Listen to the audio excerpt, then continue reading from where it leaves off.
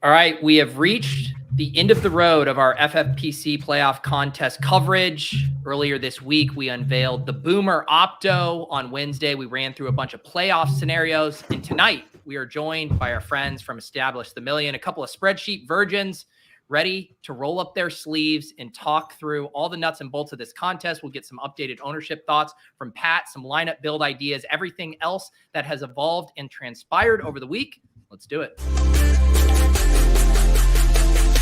Pat Fryer Helmo.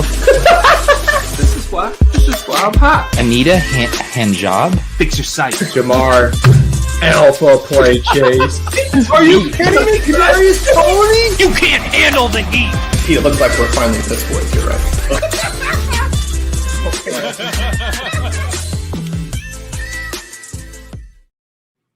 All right, Leone, back to the stream. What, Dink's still in the on the NBA grind? He'll be joining us soon. Yeah, Dink's in the NBA lab. It sort of depends. I have no idea what's going on in that world. But if news is light, he should join pretty shortly. If news is not light, it may be more like 10 o'clock or so. Typically what happens with Dink, for those of you guys aren't familiar with this Friday show, which I believe this is the third year we've now done this tradition with Dink and Leone. Third year. Yeah, we normally have some drinks. Dink kind of comes in, from the NBA world. He hasn't been as in the weeds on the contest as us. Will give us some like really prescient thoughts and like some really sick plays that we'll all laugh off. And then they'll end up being really good. And then he gets to say, I told you so. So excited to run that back again this year. Pat, Gretch, how are you guys doing? No, I'm doing great. I love this tradition. I would say to the chat, you should listen to Dink. Now, we won't. Well, I'm sure whatever plays he has are perfectly calibrated for us to laugh at them again, and we will dismiss them. But you should pay attention. Year one, it was Gronk, and we were all like, we literally laughed on stream. Yeah. That's where this tradition started. We were like, Gronk is so old, and then he was like the perfect play. And then went on to have a very good regular season the following year. Yeah. Then he had a whole nother great year. Last year, was it Evans? It was Bucks 2 years in a row, right? Yeah, I think it was Evans. And we played, and that was mostly my fault, but we played a lot more Gronk than Evans. We played Gronk. We played Gronk. When it was chalky and bad. So who's it going to be this year? Yeah. Is he going to be Fat Lenny? That feels like Fat Lenny, which Leone's already signaling he wants. No. So I don't. I've been on brand for Dink lately. He's really loving the running backs these days. I've seen the tweets.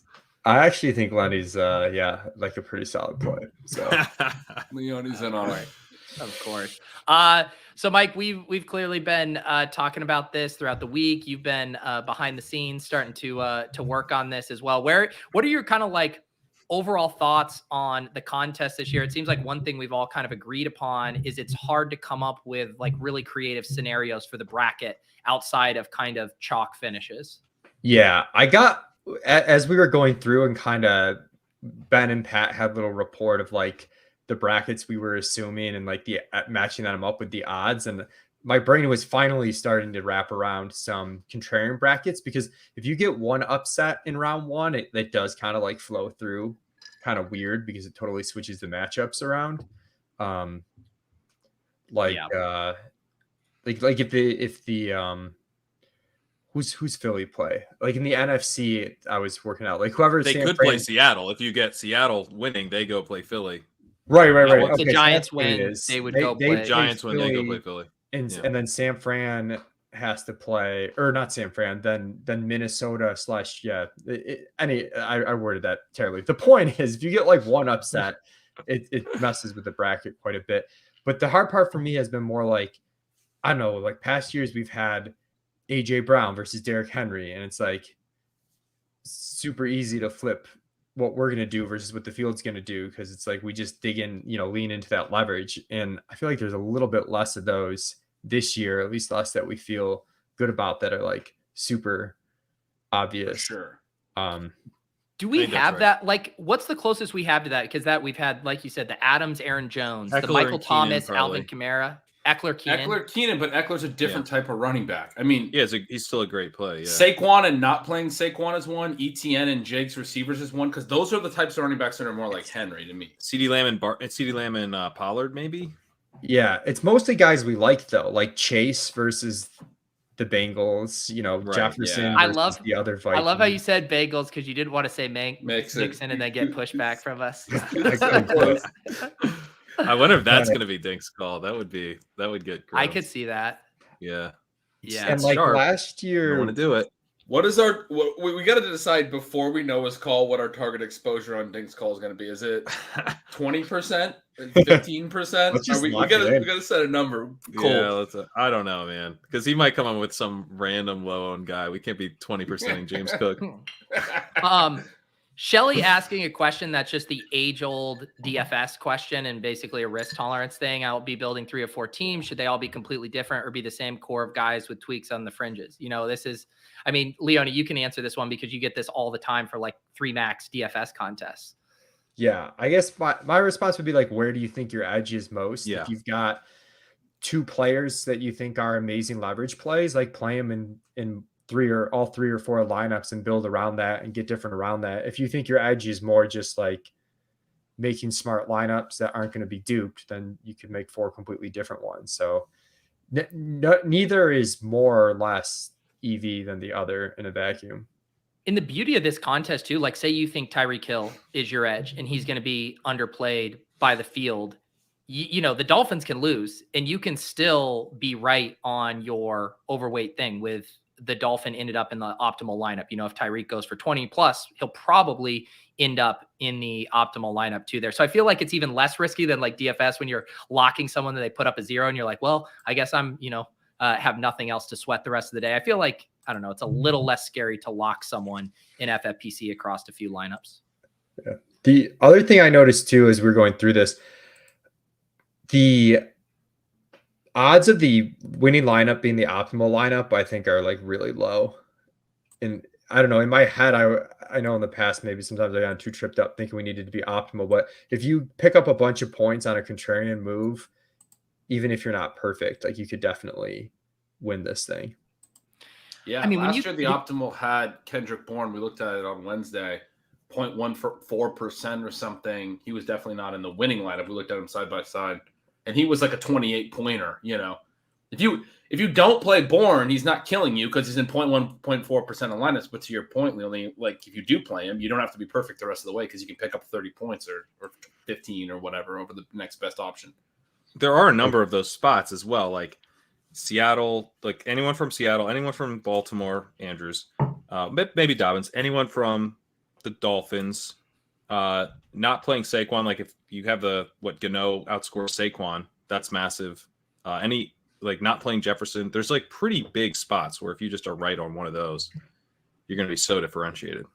And also just from like a macro standpoint, like this contest isn't that big. 7,800 entries isn't gargantuan. This isn't DK Millie maker size, underdog best ball mania size, something that would just be absolutely impossible to win. You know what I mean? The chalkiness of it also makes it smaller. In a sense, you know what I mean? Like there's less players being played because everyone's going to condense so much. Yeah.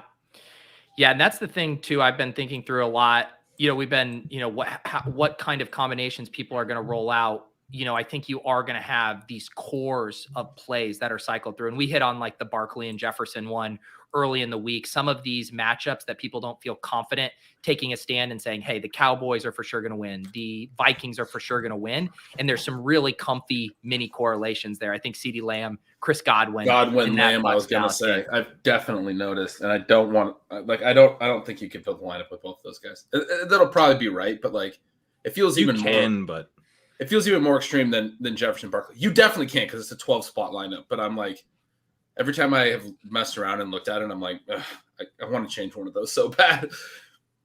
Well, and not to mention, like, even just a simple thing, like if you were to pair one of Lamb and Godwin with one of Jefferson or Barkley and just like mix up those pairings, like you're probably already setting yourself up differently from a massive swath of lineups. Leone, have there been any other takeaways for you, like getting really into the weeds on this stuff? Maybe something that the numbers or projections surprised you on here? Mark Andrews looks like a really good play, even if they're one and done. And that's kind of, I know a couple of years ago, it didn't work out for us, but we had like David Montgomery was one of them. And there was another one that Pat's frozen. It's like tripping me up. But like these guys that are underplayed in what their odds are of being in the optimal lineup in one game, I feel like are really good plays, because then if there is an upset, you're like really free rolling them, like Right. they're already good plays if you assume they're one and done. And then, Yeah. So Andrews seems that way. Quarterback seems really tough. I felt like last year we had an edge being overweight Allen, and this year, based on Pat's ownership, the quarterback stuff all seems pretty efficient to me. So it's like, I don't know, that's as far as us, we're entering a bunch of teams. I'm not really sure what to do there. Like, it's possible we just match the field on the high end guys and make all these other differentiations you guys hit on. Yeah. Pat, any thoughts on, I know you did an updated ownership sweep, any movements that were notable? And also I should mention, obviously a bunch of you guys hopped in the Discord. We do have those ownership projections pinned in there. If you guys become a YouTube member and join the Deposit Kingdom Discord, there's a place to sync your account, unlock that channel, and in the pin, you can get all of Pat's real-time ownership. Pat, but anything interesting there movement-wise? Well, so I listened to a bunch of podcasts today on this contest. I listened to Dave's had a pod. The Draft Sharks guys had a pod. Sean Siegel had a pod with Colin. So I was like listening to a ton of stuff and just trying to get a better sense of like where people are at. I have moved Justin Tucker up a little bit. Everyone seems to be convinced he is chalk. I've yet to hear someone say, let's put Justin Tucker in this lineup. So I'm sort of like, is he really chalk? He's like, it feels like one of those, everyone else is going to play in plays that ultimately kind of doesn't come in as mega high chalk. But if you're fading Baltimore, I think a decent chunk of people will go to him. And a lot of people are going to fade Baltimore. And then Travis Etienne's the guy. I was thinking he'd be like big time chalk early in the week. You guys kind of talked me down. I had him around 31%. Listening to other stuff, I'm like, I'm hearing a lot of ETN, and I'm also hearing ETN in DFS. People like the matchup, so I have him back up to 37. It's still lower than I initially had him. I think I had him around 45 to start, so I did cool off from the initial bullish projection. But I don't know. I really struggle to think that people aren't going to be excited about playing him as a Jaguars win type of play, because he's sort of the engine that has you defeating the Chargers given the matchup, I think. Gretch, what do you think of that 2v2? Because we had that in the Boomer Opto where we were kind of debating, and I believe it was Godwin, Riley Patterson versus ETN, Ryan Suckup. I don't know about that specific 2v2. I think, I kind of hit on it before. I think ETN and Barkley for me are the two, and I love both these guys, but are the two that I look at in the first round and go, these are very losable games. These are games that these guys are going to be played at a pretty high percentage, and they're the types of running backs that in a loss I can really easily see scoring 8 points or 6 points and not being one of the top scoring teams in a loss. So I want to pick them to win. I want to pick their team to win. And then if I'm playing Barkley, I'm picking the Giants to win. Then I want to fade Jefferson probably because he's going to be one of the highest owned players, and play Greg Joseph, the kicker for the Vikings. I was giving you guys a little pitch that I think Greg Joseph is this fun kicker play with Barkley. Or same with the Jacksonville. I want to play Jacksonville to win, like Pat said, and play ETN. Or I want to fade ETN and actively pick, either Eckler or even Keenan. I think you can play in the 2-game stuff that we've been looking at and pair that with either, Riley Patterson, like you said, or Zay Jones, Christian Kirk, Evan Ingram. I think that group probably, I think Evan Ingram probably gets a little bit overplayed because he's a tight end, tight end premium site. But I would be comfortable playing either Kirk or Zay Jones as like a pretty low owned pivot off ETN in a Jags loss scenario. Well, don't you think, Leone? I mean, it doesn't even seem like that contrarian. Like, we've seen Richie James and Hodgins outscore Barkley a good amount of these past weeks. And same with the Zay Jones, Ingram, Kirk triumvirate, versus ETN. Like, it doesn't even seem that off the board to me. Yeah. I mean, Barkley's game log is not that crazy. If you go through it, it's kind of middling. It's pretty consistent, but there aren't a lot of huge ceiling performances. There was a long stretch where he wasn't doing anything. Yeah. He had a really good performance against Minnesota, and I think he closed out the year pretty good, except for week 17, I know, which worked out in Pat's favor, which was pretty awesome. Other thing too, on the Jefferson fade too, like Jefferson could score 20, and if like Joseph scores 10, you could easily be fine there. Like he doesn't have to be outscored by a teammate necessarily. Like if it's another skill player, he probably has to be outscored by a teammate. But on the fade side, there's definitely some maneuverability there. Yeah. Yeah. And Ryan's saying too, and I think this is the dynamic that is keeping like Giants pass catchers and Jags pass catchers down, because there's just like paralysis by choice here as far as like, I don't know which one. So I'll just go to the one thing that feels like a constant. And that is that the RB1 is ETN. The RB1 is Barkley. I don't know. I definitely think that's one of the we should exploit. One of the things about both those passing games, because it's true for the Giants too, like who do you pick? Richie James, Isaiah Hodgins, Pat's favorite player in the entire NFL, Darius Slayton. Like there's where do you go with this?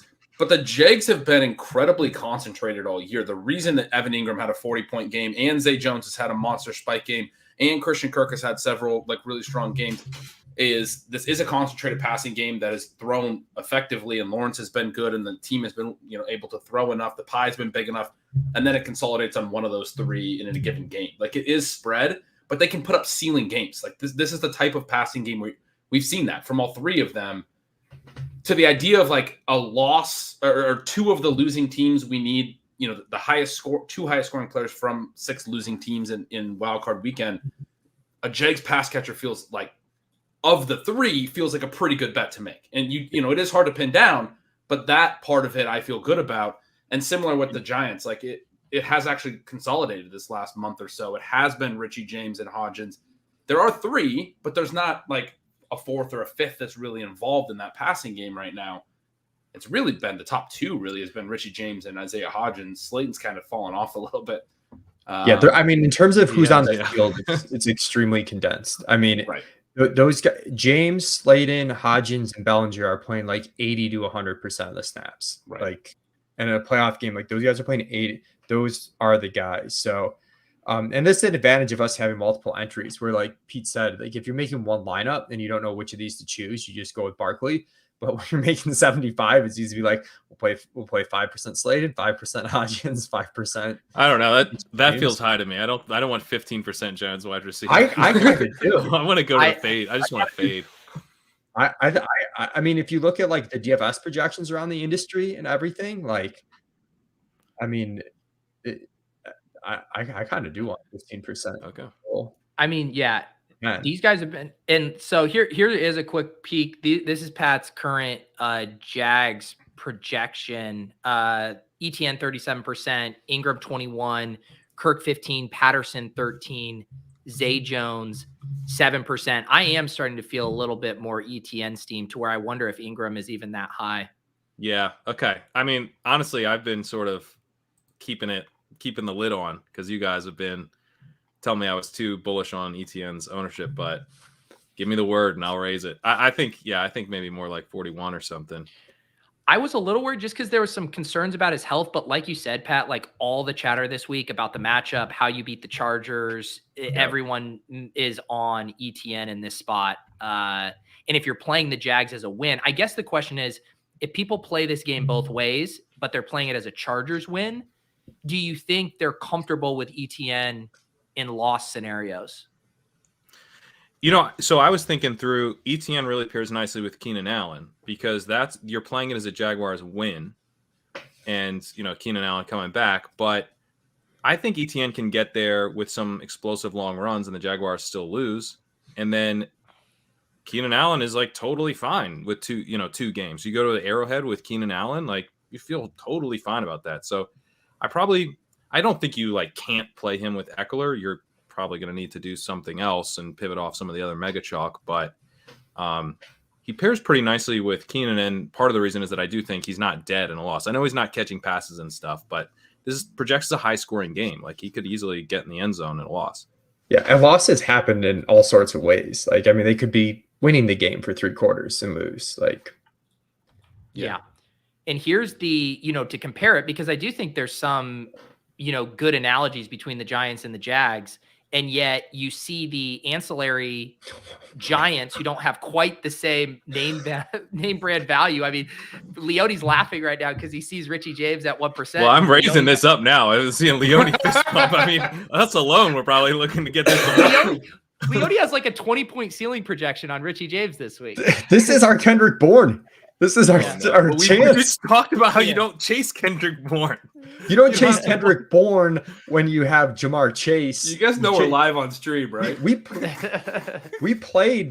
the wrong Kendrick Bourne. We played Jacoby Myers. Like we had that. We had Jacoby Myers and Hunter Henry. You know, like we actually did try this last year. We picked the wrong guy. The second lineup I built this year, I put Isaiah Hodgins in it. And I was like, I'm already off the. I put it in red on our little list. It's just like some lineup ideas. Fucking light that shit. Pat up still green, hasn't come to grips with the fact Light that it up in Hodgins has green. passed Slayton either of these projections. I know, it's such a bummer. Slayton's the 0%, buddy. I literally just raised them all to 2% and Barkley down to 53. Capitulation. I'm projecting what's going to happen, and based on the way you three guys are acting, I don't think 0% Hodgins is going to be accurate. The same people who are playing DFS are playing this contest. They're clicking these guys in DFS all weekend long. Like, yeah, they probably will play them Between the three, do you think there's a like Slayton, James, and Hodgins? Do you think people consolidate, or should I have it even across the board? I think James and Hodgins are higher because of the way they've played the last month. Yeah, I think they are too. On feel, like I know I'm MMEing like the 6-game slate this weekend, and I lowered James manually a little bit and up Slayton a little bit to get them like even. Part of that's just because the ownership is flipped, and I still think like Slayton's. I don't know. It's hard for me to wrap my head around Slayton being clearly behind Richie James and Isaiah Hodgins, but yeah, dude, I don't know. Like we've got pretty good projections on all those. I mean, this game could shoot out. The Giants' PROE is up over the last third of the season. The game environment is one of the better totals. It's a dome game. Like, well, this actually kind of tracks. Right has a funny comment here. He says the trendiest upset pick in the league has 3 guys with 0%, and it makes perfect sense. But if more people were just Vikings route, don't you think people would be more inclined to play it through the passing game? Where it's like, hey, garbage time, Richie James. Like we've seen that how many weeks already this year. So it kind of makes sense to me that if people are saying the Giants are going to win, they want 2 games of Barkley, one of those in a positive game script.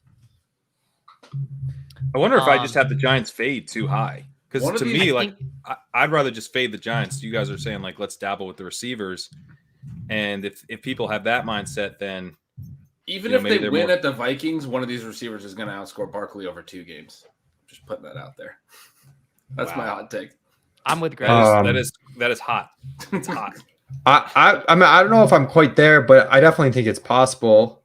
Dude, like, look, like, okay, so the last time, I mean, this is just one game, but they let Dimes throw 42 times last time. Slayton went 4 for 79. Hodgins 889 and a touchdown. Richie James 8 for 90. Like, dude, these guys can definitely get there. I don't think they're that thin of plays, honestly. They're better than Kendrick Bourne last year for sure. Yeah. They're way stronger than Kendrick Bourne was as a play. That's worried. He's worried about our portfolio. I'm not. Look, I was looking forward to tonight, and now I'm not. Listen, the good thing is you just won $2 million. You got $2 million to sit on. You don't really. You could enter 75 more teams on your own. Yeah, if we get dusted, only a few of us are gonna feel it. This is the thing I've been thinking about for this contest in particular, because Easy says, how much leveling is there? Easy kind of referencing the dynamic we've been seeing in small field, mid to high stakes GPPs this year, like all kinds of leveling, the ownership being a moving target, people reacting to ownership projections, and who knows, maybe even some flag plants here and there, and getting weird stuff happening. Do we think in this contest this year, on a site where we've seen draft rooms get more piss boy-esque, people drafting sharper, is there going to be more leveling here in this contest, or are boomers going to boomer? I think there'll be some leveling, but like there's also part of the fun of this contest is that you should play a lot of chalk. Like that like a sharp lineup can be one that has like several mega chalk pieces in it because they're clearly the most likely players to score the most points. So it's sort of is the Eckler-Keenan disparity closer than we expect? Maybe the Jamar Chase T. Higgins disparity closer than we expect. Like that type of stuff I could see missing low on the Allen Higgins side. But I don't know that like fundamentally it's going to be like way off the normal. Yeah. The Boomer Optimal is going to be duped. Yeah. It's going to be duped. I agree. Yeah. There's probably going to be like first level leveling and then like maybe less running back exposure than there's been, or relative to what there would be with the exact same slate like a couple years ago. But I don't know if it'll be, I don't know. I still feel pretty good about where we're at with our stuff. Yeah. Gretch, have you had any updated thoughts, epiphanies over the course of the week? I mean, a few. We've talked about several of them. Leone made a good point at the top about the NFC bracket. If we do get the Giants winning in particular, they would head to Philly, and then you could have San Fran against like Dallas or Tampa. I think either Dallas or Tampa could probably beat San Fran. I've been kind of mentally in my head really in on the favorites, but Seattle could potentially beat San Fran and just how that can, then obviously Seattle goes to Philly and how that could trickle down. If Seattle and the Giants both won, you could have Dallas with a home game in the second round or Tampa with a home game in the second round. There are weird things that can happen. I think it's more plausible in the NFC. I'm having a hard time with the AFC. I mean, I actually kind of want to circle back to that when you made that point earlier, Leone. It was a good one. But like for our teams, are we going to play the Ravens or the Dolphins to win in anything? Because I don't know if we should. Should we? I mean, not much. But the Ravens is definitely one that flips the. Yes. You get KC into the championship pretty easily if you get Ravens and Arrowhead. You also get the Bills in pretty easily. Then you don't have to face the Bengals. Right, and then you don't get the Bills facing the Bengals.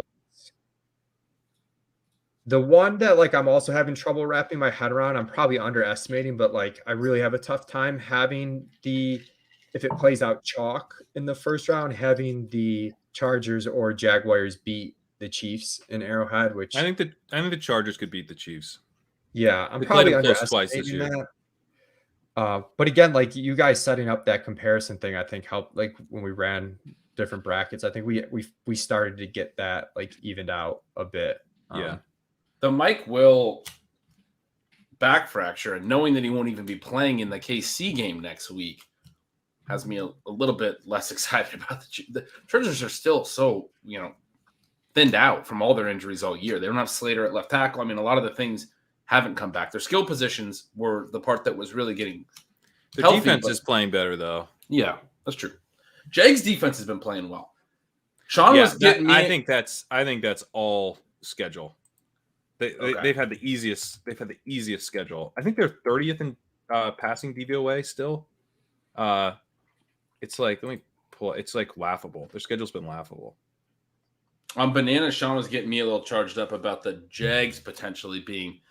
We had talked on Wednesday and thought maybe the Chargers made more sense, and I was already kind of falling off that with this news that Mike Williams is definitely not going to play either this week or next week. But Sean had a thought that the Jags could kind of be this year's Bengals almost. Trevor Lawrence plays really well. Maybe they go into KC and are able to win because their D's been playing better too. But you're saying it's all kind of schedule? I think so. Since the bye, they gave up 27 points to the Ravens, 40 points to the Lions, 22 points to the Titans, 34 points to the Cowboys. Then they held the Jets to 3, the Texans to 3, and Josh Dobbs to 16. So the last 3 weeks, it's like, oh, here we go. But that's not impressive to me. Are those guys not as comparable to Patrick Mahomes?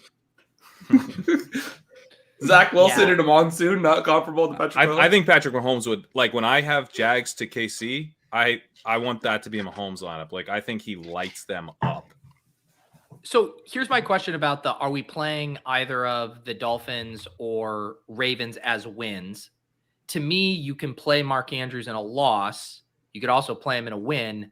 What would be the actionable way to play the Ravens in a win? Just a full fade on the Bengals or a soft fade on the Bengals?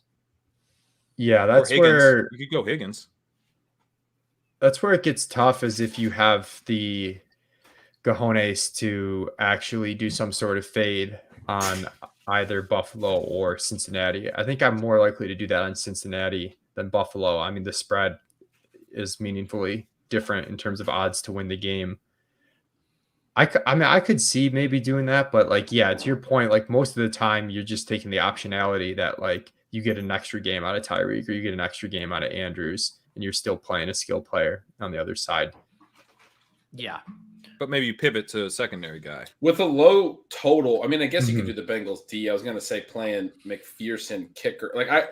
It's almost like the case I was going to make is if you're going to fade the Bengals, don't soft fade them and play McPherson because you're like, the Bengals, offense is good. The Ravens are beating them. They're probably beating them by running at them hard.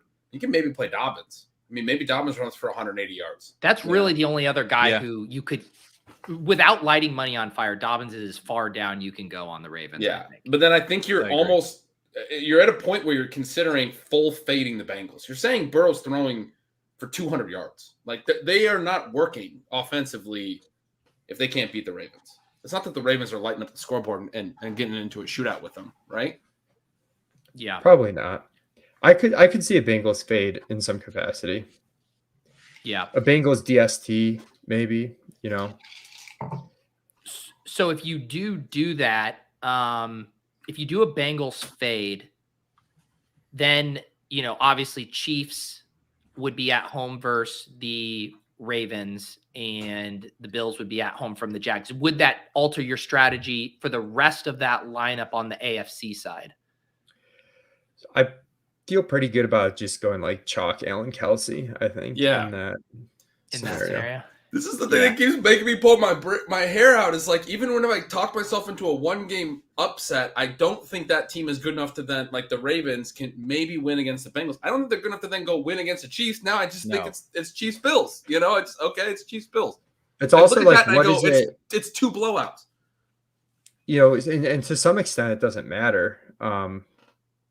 It matters with Mahomes. Mahomes, you need to be in the Super Bowl pretty much. Like, probably need Mahomes in the Super Bowl, given the strength of Kelsey at tight end there and just the strength of the other quarterbacks. But like, you don't like Allen, you only need in the conference championship. Like if you played, like if this went chalk even and it was Bengals that beat the Ravens and you had Jaguars go to the Super Bowl, like I don't know if that would change a whole ton. Like you're still kind of like maybe a Lawrence team would squeeze through, but you're still mostly like flipping a coin between the 4 Jags skill players. Look who it is. Drew Dinkmeyer. Welcome to the stream. Drew, I don't know if you have seen, but around here, Pat now makes everyone do this thing where they like get really close to the camera and kiss, and he kind of puts his hand out and you kind of have to kiss the ring if you are willing to do that. This is your right worst now. bit. Oh no. Just wondering. I'm impressed Pat's still here. I didn't realize he still hung out with us, but that's cool. Good to see you. Thanks, man. Someone in not the only is ship-chasing- Pat here, but he is the technical co-manager on all these teams. Wow. And I trust him. Man, gotta outsource that.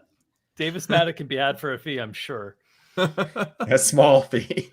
Very small fee. Well, someone was in the Ship Chasing Discord earlier asking if we would have the audio version of this show out tonight because they weren't sure they'd be able to get to the YouTube version. And I said, unfortunately for you, the person who handles that side of the show operation is a multimillionaire now. So I don't know if expediency is going to be part of the audio strategy these days. But we will try. Dink, we were just talking at the top of the show how you normally come in hot with some really smart, gal brain ideas that we all laugh off, and then you tell us how you were right in retrospect.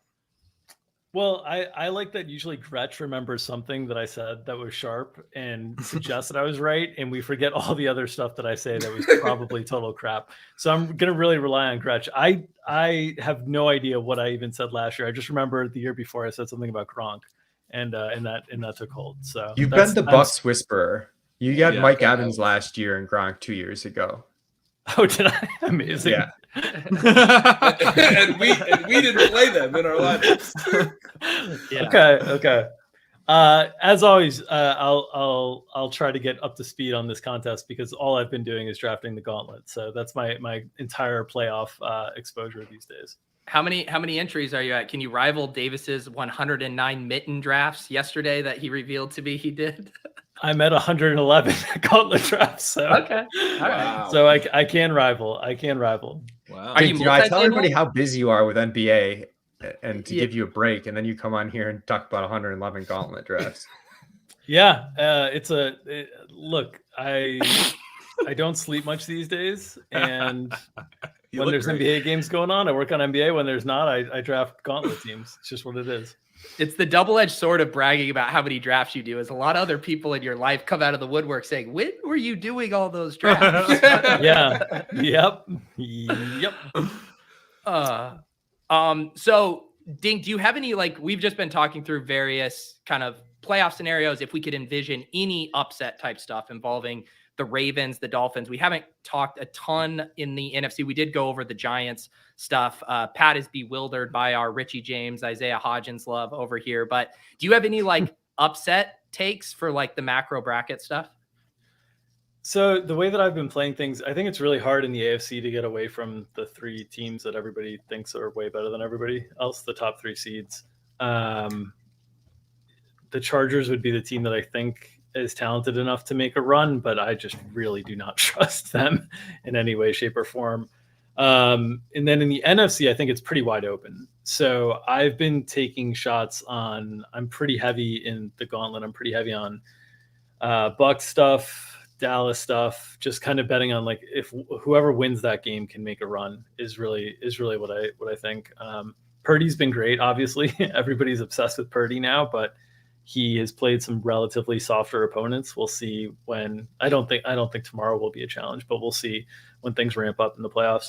So that's really what I've been doing. And on the underdog stuff, it's just super hard to build teams with KC and Philadelphia and build them intelligently. So I'm sort of also a reason I'm leaning into the Tampa Bay and Dallas side a little bit more. Would want to think there's a chance that Minnesota, offensively, it would be fun if they could make a run, but they are so bad.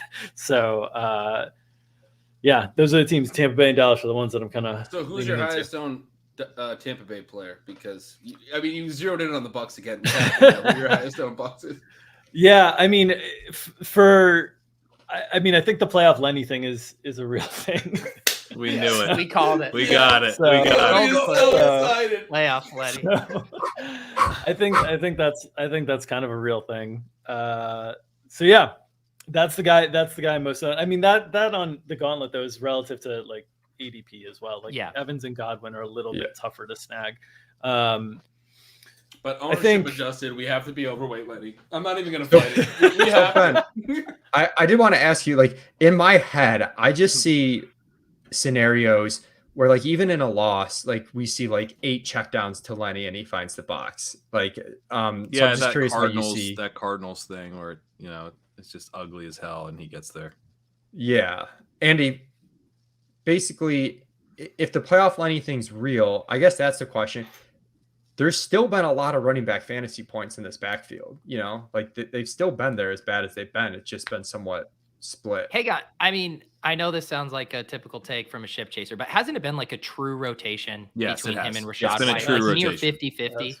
Yep. So, I mean, honestly, with these boomers talking about playing their playoff Lenny, I think Rashad White, we should be overweight as well. I mean, what if we're wrong? What if it's I am also overweight Rashad White. So okay. I don't disagree with that. But I think the Bucs running backs is a really good spot to attack generally. As Mike noted, there's a lot of fantasy points available there. And then they don't have any of the kind of appeal like Godwin. Everybody loves Godwin, right? But Godwin this year has not generated big plays.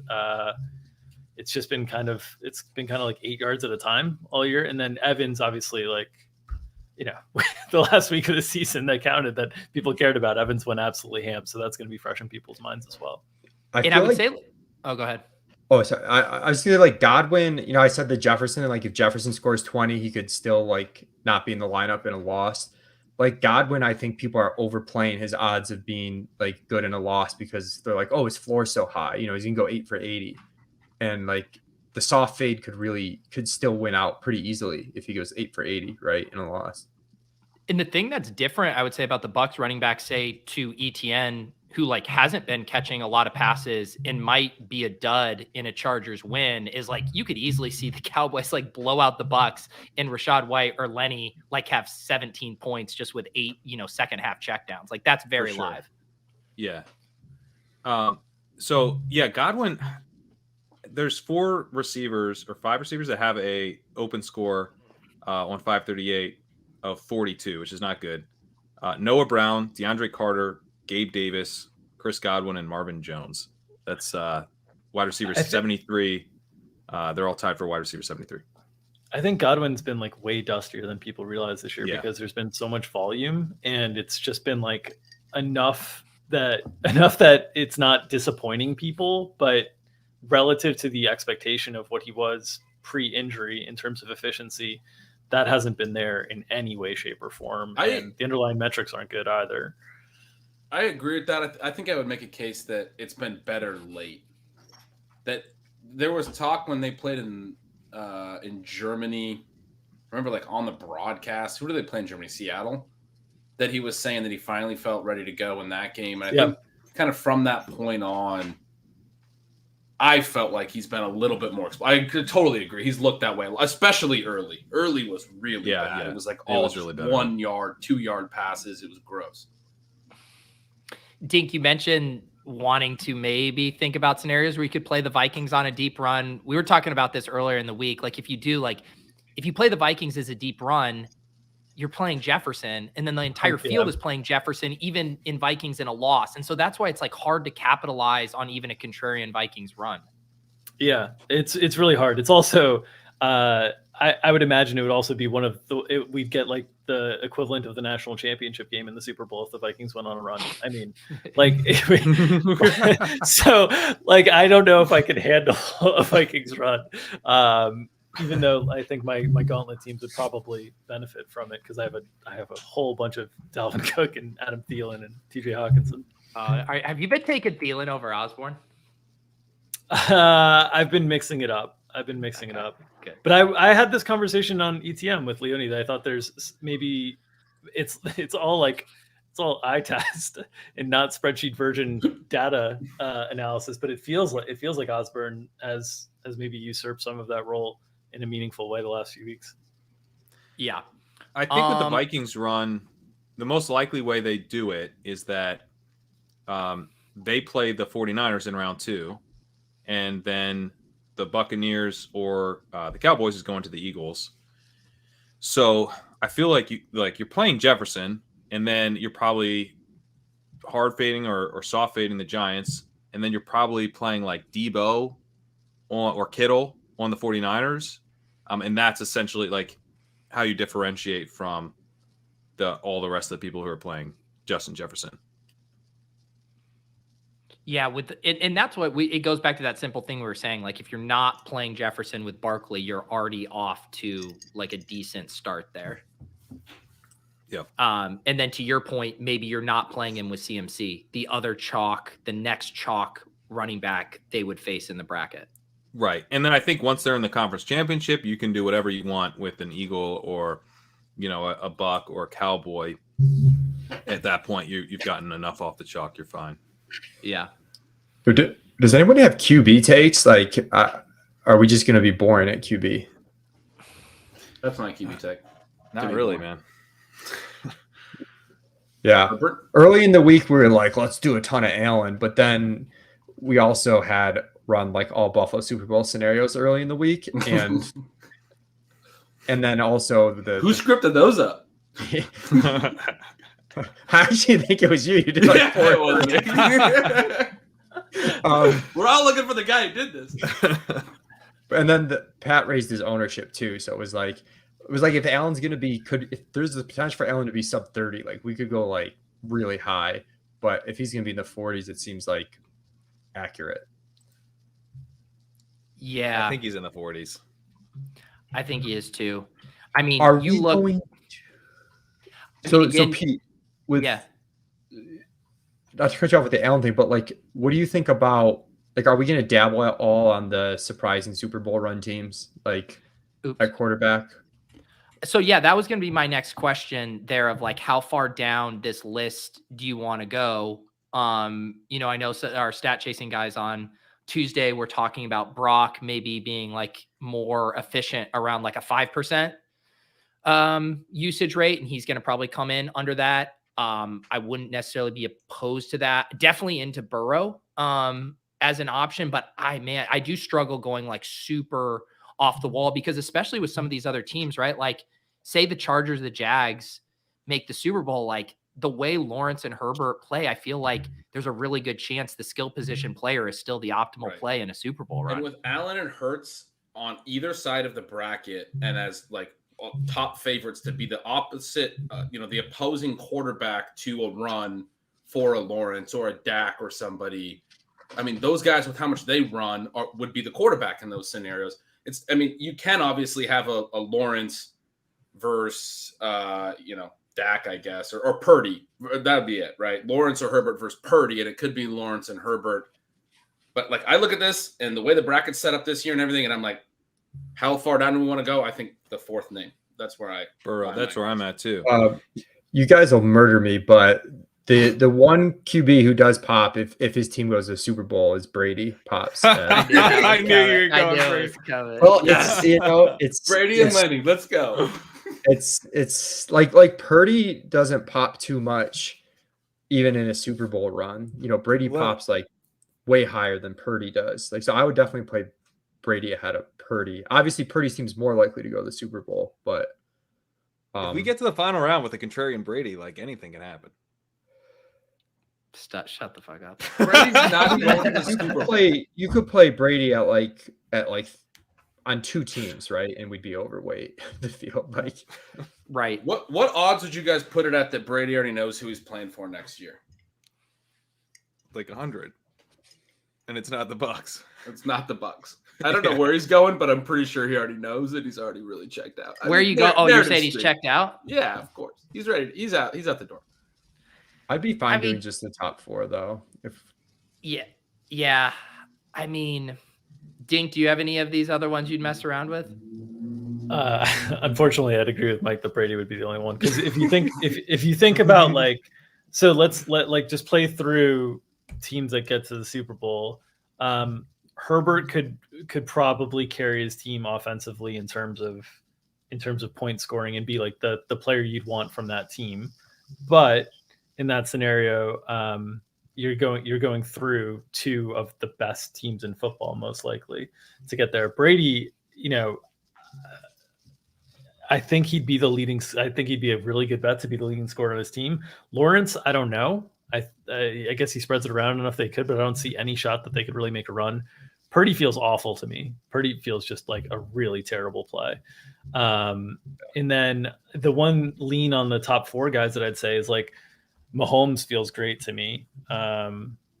Just because relative to the other guys, like if they make deep runs, I don't know if Hurts is going to run a ton. I don't know what his health situation is. And if he's not running a ton and Philadelphia is somehow making a deep run, he's not the scorer you want. It's either AJ or Devonta in those scenarios. And Mahomes, I think in almost every scenario, he's the guy you want, unless Kelsey is just like eating up a huge percentage of it. That's the issue is just with the tight end premium scoring. It's tight with Kelsey. I think Mahomes is a very good play at 18% too, but there are surprising amount of situations where the combination of Allen and Kelsey can get there. Even if Allen loses in the conference championship, you get the double points in the Super Bowl for Mahomes, but you get it for Kelsey too. And it's like it's 3 games for Allen versus 4 games for Mahomes because he's getting the double for the Super Bowl. But like it still will wind up being Allen Kelsey in a lot of those. Yeah. Just as like, and I'm sure Dink has noticed this too, just as like another sentiment indicator from underdog drafts. I mean, Josh Allen like is the number one with a bullet, like never falls. Like people will take CMC over Hurts and Mahomes. Sometimes they'll take Chase over Hurts and Mahomes. Like whenever I see these ownership projections, I'm just like, Allen's going to be higher. Like people fucking love Allen right now in these contests. Yes. What about be higher than 40? Where does it come I from do. then? Because that's what I struggle with. Like, Yeah. in a vacuum, Are people I'm playing like, Dak? Are people playing Dak Prescott like that? yeah, maybe he's. I mean, down you have to it one. at 3%. It's not unreasonable, but I'm still just like, who's clicking that button? Don't go too far because we played a lot of Dak last year. we played a decent amount of Dak last year, and it wasn't that different. Yeah. I mean, I could see doing the top 4 and then like 3 or 4% Brady, and then maybe one other. But I'd probably lobby for the Brady if Dink's on board with it. As long as our we're not doing distribution, Purdy. If we're doing like, I'm okay with like a something gross, but we can't be doing Purdy and Brady. I don't like Purdy. I mean, I don't I'd like be either. fine just doing like give me 3 Brady lineups and then the rest of the top 4, like Got type of thing. All right, hang on. Let me divide 3 by 75. Like close to 5%. That's 4%. That's 4% of our lineups. I'll give you 2. I'm surprised Dink's not throwing a fit because that means the less lineups for him to play Leonard Fournette is really. Oh, that's right. Yeah, No, seriously, man. That's still 96. How do you distribute the top 4 though? Like if you think, I mean, do we just play 40% Allen and whatever the field does, they do? I guess that's, I mean, but if we think the field plays like 50% Allen, do we start to just lower that to 30 to get more leverage? Or you think about it through this lens, because Schiff brings up a good point. If Allen's 40%, what's the Allen Kelsey combo to be? Like, can you play Allen with non-Kelsey combos and immediately be very unique? I just don't want to. Yeah. So you can play some Allen in, but like I don't think you want a lot of those. We also still need to acknowledge, like, Kelsey's been pretty shitty the past 6 weeks. Like, that doesn't mean he can't be good, but like we have seen him come back down to earth. So who would you play on Kansas City? Probably McKinnon. Yeah, I mean, I think you could do McKinnon. I don't know if you want to do a lot of those though. But Yeah. Can you soft fade Kansas City? So the problem is, I mean, like their game's gonna be. I mean, it's Jacksonville Chargers or Baltimore or Miami. Right. Like, I don't think you can.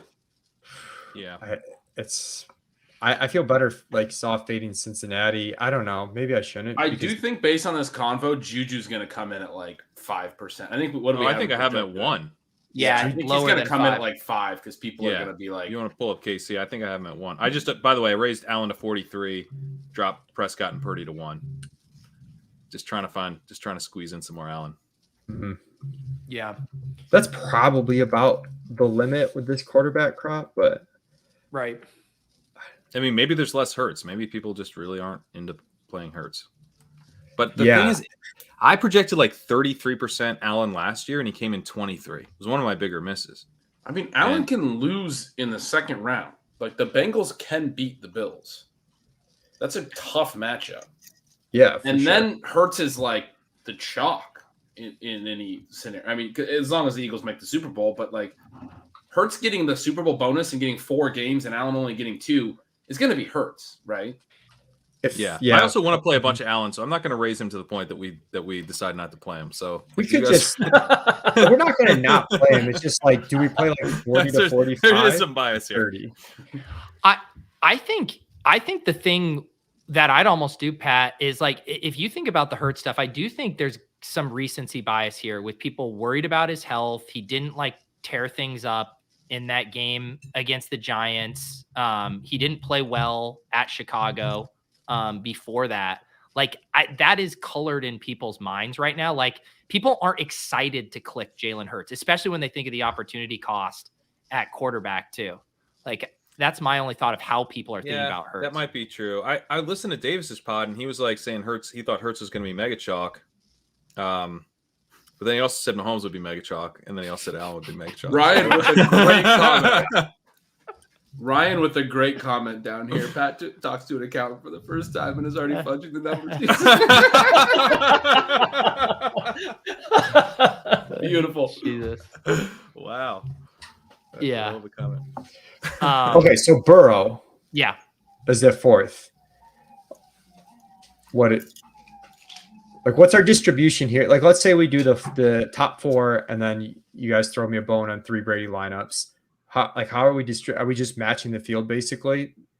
Well, I just think being Burrow might smart, be a or- little undervalued from the perspective of we saw him make a Super Bowl run, but he didn't throw for any touchdowns. And, Josh Allen still made the optimal and still made the winning lineup. But, like, if the Bengals go to the Super Bowl this year, in round 2, they're almost certainly playing the Bills. They're almost certainly playing the Chiefs in round 3. I mean, they're going to have to Burrow throw. can get there. Yeah. They're going to have to throw a lot. So Burrow, I think he can get there. Like, I think he's going to potentially blow away what he did last year in the playoffs. And you're maxing Mahomes and Allen at 2 games in all those in most of those scenarios, barring something. I would say, you're Leone, maxing them. to Bills answer your won. question, Or what Bills I too. think I would prefer to do would be underweight Allen by maybe 10% and slide that over to Hurts, Mahomes, and Burrow. And then as part of that Allen 30%, maybe 10 to 12% of that being the non-chalk combos with those other quarterback teams. So McKinnon with Allen, Devonta Smith, T. Higgins with those guys. So then you're like a third of the field on the chalk combos they're going to have.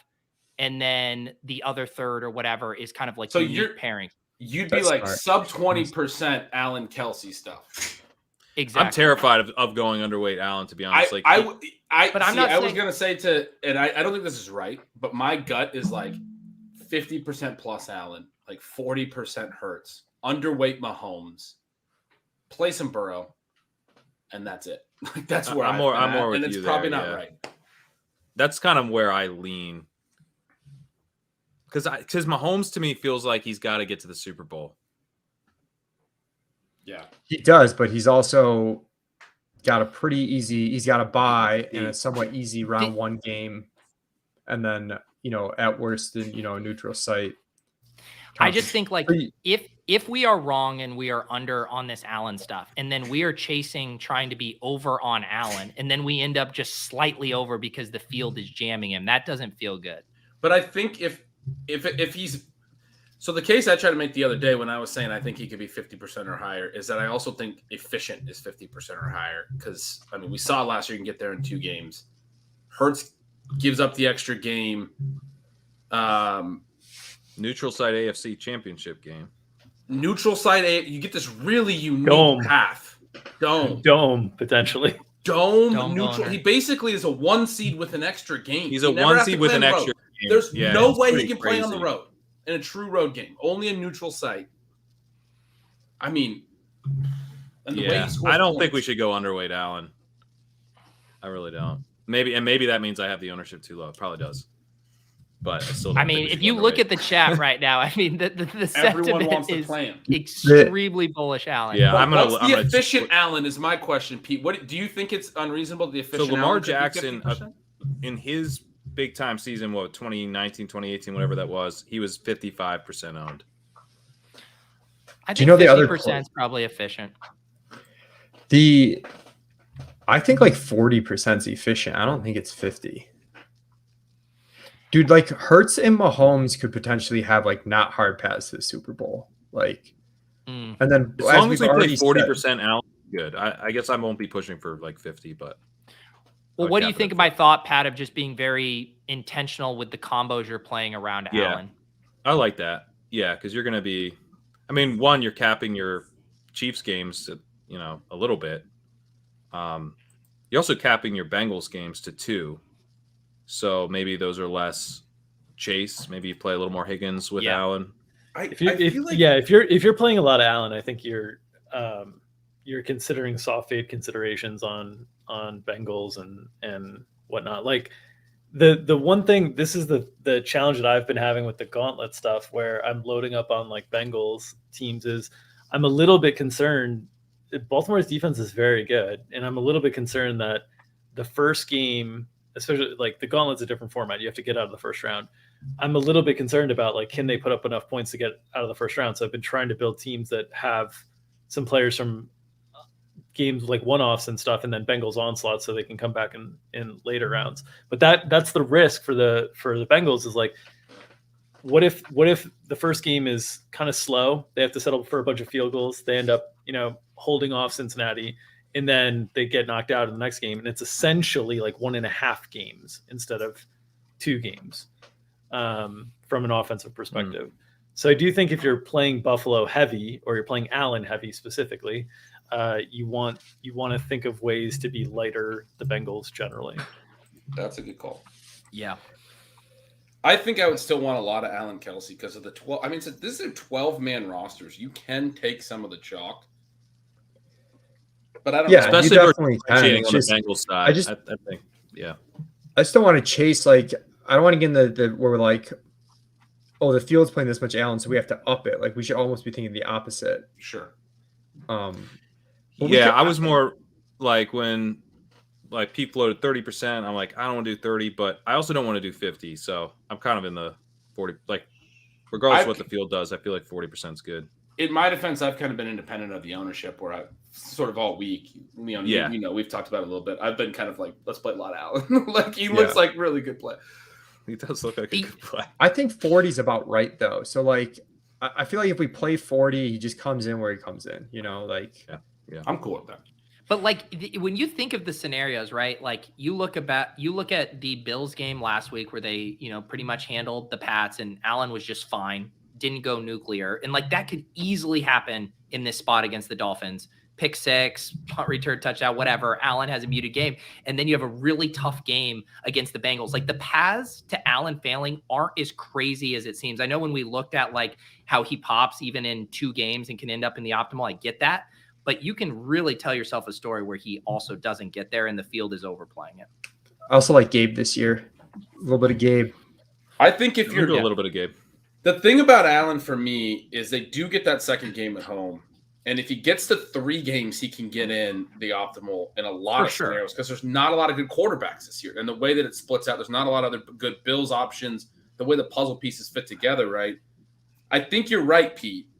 But if you're playing an Allen fade, almost exclusively, you're betting on the Bengals beating them in week 2, right? I mean, that's sort of where it's coming from. So I think you got it's almost like Allen fade makes me want to play some mixed. Okay. But that's the exact point I'm making of like, or if you are an Allen fade doesn't even like you could still play Allen, you just play Mixon too, because like you then play like if the thesis is that Allen can get there even in a 2-game scenario but get upset, like that's kind of more my point. We probably only gets there in a 2-game if he does what he did last year, which was 80 points in 2 games. He lit up the Patriots 5 touchdowns or whatever, and then got in a shootout with the Chiefs. In that scenario, he's getting in a shootout with the Bengals. I guess I'm not probably on Mixon, but I don't know. Maybe I'm being too micro. I'm probably on chasing that scenario is what I'm saying. If you're playing Allen to lose in week 2. Yeah. Let's see here. What are the one Galaxy Brain one that I'm still on? I'm on the Seahawks upset. Like I want to think about ways I'm on that too. To play this. I'm on that too. Yeah. And the Kenneth Walker's the part I've been struggling with. Just like I feel like if they upset them, it's more going to be through Lockett or Metcalf getting loose through big plays. I just have that seared in my head. Jarrett Stidham lighting them up a few weeks ago and imagining DK Metcalf getting loose back there and Walker, getting rammed into the line. So the Walker play is what I'm struggling with, I think. Me too. Yeah, I love Lockett play a lot. Yeah. I mean, I don't know. I think people overestimate strong run defenses, especially if Seattle's going to win this game. I think if we're playing that, we should definitely. I mean, we don't have to play a ton of Walker, but no one's clicking Walker, and he's a really explosive back who's going to touch the ball 20 times. If they win. Yeah. Hurts stuff correlates pretty well with that because you get an easier matchup for them round 2. Yeah. Yeah. So if you play Hurts, you play a Seahawk, and then you play a non-CMC Niner. Yeah. Well, that's interesting too because the Eagles aren't good against the run, and I hadn't really thought through that part of it. It's that like, what if the Seahawks? If you really are playing the Seahawks to win, maybe it's not Walker against the 49ers, but maybe they are able to run all over the Eagles.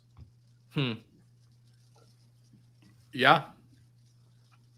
Yeah. And I know our guy Connor has been pounding the table for Kenny Walker as his favorite leverage play of the contest. So maybe it's like more CMC with Lockett and Metcalf, but Walker with the 49ers pass catcher because you're like more actively fading the 49ers. What's been the deal with the secondary Seahawks running back usage? Or do we have anyone eating into pass work these days, or is he kind of pulled ahead? DJ Dallas is questionable. They called up Tony Jones. DJ Dallas, I think, in really obvious passing situations would probably play over Walker, but it's not. He's not getting pulled off like all the time in passing downs. I just don't think it wouldn't be if they win that game. Like his touchdown equity's got to be pretty good, and like he could bust a long run versus anyone. Like he's gonna have a bunch of 2-yard runs, but he could bust a long one versus anybody. Yeah, that one's just interesting to me because if you think of the levels of how the field, it's like most people, and we can pull up Pat's stuff, but most people want to fade or soft fade. And then they'll say, okay, maybe this shoots out, but they still lose. I'll get the Metcalf or Seahawks spike game. And then the final level of that is Seahawks actually shock the world and Kenneth Walker has 100-yard rushing day. That's the last thing people want to consider in this matchup, myself included. And I want to play it as an upset. And even I am I'd still rather play it as an upset through Metcalf and Lockett. But I think that probably ultimately makes Walker a really good play because he's going to come in probably sub 5. Which is pretty good. Just real quick on, not to go too much more into the Allen stuff, but I did pull up the odds that we have from Leone stuff on odds to advance to the conference championship. The Bills have a 53% chance of making it to the conference championship. If you wanted Allen on 80% of those teams, that's 42%. So I don't know. That might feel so. I don't know. 80, 85. I don't know where you feel like you want Allen, but that's in the range of efficient, I think.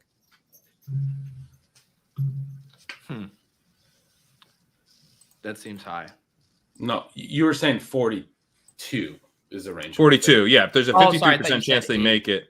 Okay. And then how of those teams, what percent do I want Allen on them? I just threw out 80 as kind of a. This is obviously super far from perfect, but in the sim stuff that I ran, the exposure by game for Allen is 60% in 5-game scenarios, 37% in 3-game scenarios, 23% in 2-game scenarios, and then 4% in a 1-game scenario. Okay. I would probably shade that higher. My favorite term this week has been riffraff. If you cut out the riffraff, guys who would technically get in there 1% of the time, you just gave that to Allen, it would probably shade 3 to 4 points higher in the top 3 of those situations. And I wouldn't be overly precise with this, but I think we're all arriving at 40% is probably about 40%. About good. Yeah. I feel like we've not talked a lot. Any other thoughts on Seahawks stuff other than Walker? Is there any love for Metcalf and Lockett, and which ways would you use them?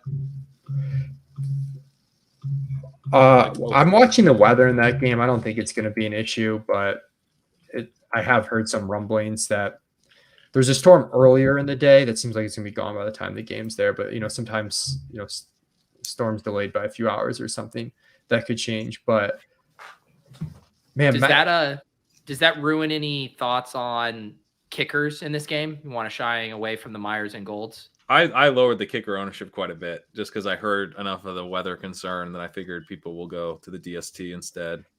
Yeah. I wouldn't right now. If the weather got worse, both Kevin Roth, from RG, and Chris Allen, who's doing stuff with us at ETR, don't seem worried right now. But Metcalf seems like he's owned about right. And then Lockett seems like a good guy to be a little bit overweight on, but nothing crazy. I think my football take, if you will, that's another concentrated pass, receiving game. Those two receivers get everything, right? As far as how we're talking about the Giants and Jags earlier, we've talked about Andrews and Tyreek Hill and those types of guys as the teams that everyone's playing to lose, but you can still find a high scoring in a loss play. I think Metcalf and Lockett might be among I think they're better in that group than we have talked about this week. I think they're actually pretty good plays. Yeah. I feel like the other two teams we haven't discussed in detail tonight would be the Cowboys and the Chargers, which is kind of funny because they have the similar dynamic where there's really only 2 guys in play Eckler, and then the lower owned Keenan, and then with the Cowboys, Lamb, and the lower owned Pollard. I mean, I love the Pollard Keenan side of both of those. But do you guys have any other thoughts on Chargers and Cowboys? I mean, I think you want to probably play Eckler through the wins, through your Chargers making a run scenarios, but Keenan's a great play too. So I won't be pushing back on him. Eckler Keenan's been I think it's one of the keys to the whole thing, and it's been a tough one for me to wrap my head on. I think I like the Lamb chalk like a donkey more, and I love Pollard too. But like, we got Dink and Leone on. I have to admit that Zeke does score touchdowns sometimes. But I wasn't pushing for any Zeke. I like Pollard. But it's tough for Pollard when he doesn't get the 1 yard TDs. He's got to hit on the big plays. They've rotated them though in that spot. Like they haven't like 100%. It's kind of just been random, just based on like who's resting, whose drive it is. Did you see the Harditz tweet though? Ian Harditz had their lengths of their respective touchdowns this year. Yeah. Oh God. It was really good. Yeah. I'm a little worried about Lamb stuff though. Like, I don't know, maybe it's just bias in my head, but it just seems like CeeDee Lamb can lay an egg at any point in time. Yeah, and Shelly says, what's the thesis with Pollard? I mean, the thesis for me with Pollard is he's shown a ceiling, and we know he can drop 30 points in a game with explosive plays. And I think he's the kind of guy I feel comfortable with. In the way the field feels comfortable with Lamb in a Cowboys win or loss, I almost feel the similar with Pollard, where I feel like he can get there in both of those scripts, with the check down passes and the explosive plays. I would add on the thesis, I think you can go 2 games, you can go 3 games. If you're saying the Cowboys are winning games, I think they're winning games because they're getting their best players to football. Like, yes, Pollard has a lot of ways to do things. Lamb would probably be doing well in those spots, but Pollard is probably producing for them if they're scoring points and winning football games. That's sort of like how that works. Yeah. Paul is upset because I did market this as a drinking stream. I've already had a couple mezcals and a Modelo here. Are you guys pulling your weight? I was off making a margarita, but I did. Okay. I came running back to make a Pollard point, which is that I don't think the Bucs are very good against the run, and then he might be going and playing the Eagles in round 2, who, as I mentioned before, are someone that you definitely like running backs against. So Pollard could be the key to them making a run. Yeah, I have to submit too many lineups to be drinking. Yeah, you got to keep it together for us later. I think Leone is scarred from last year when after this show we were like hammered and disorganized and frantically building lineups because we had Locke earlier last year too, I believe. This year was a little more efficient.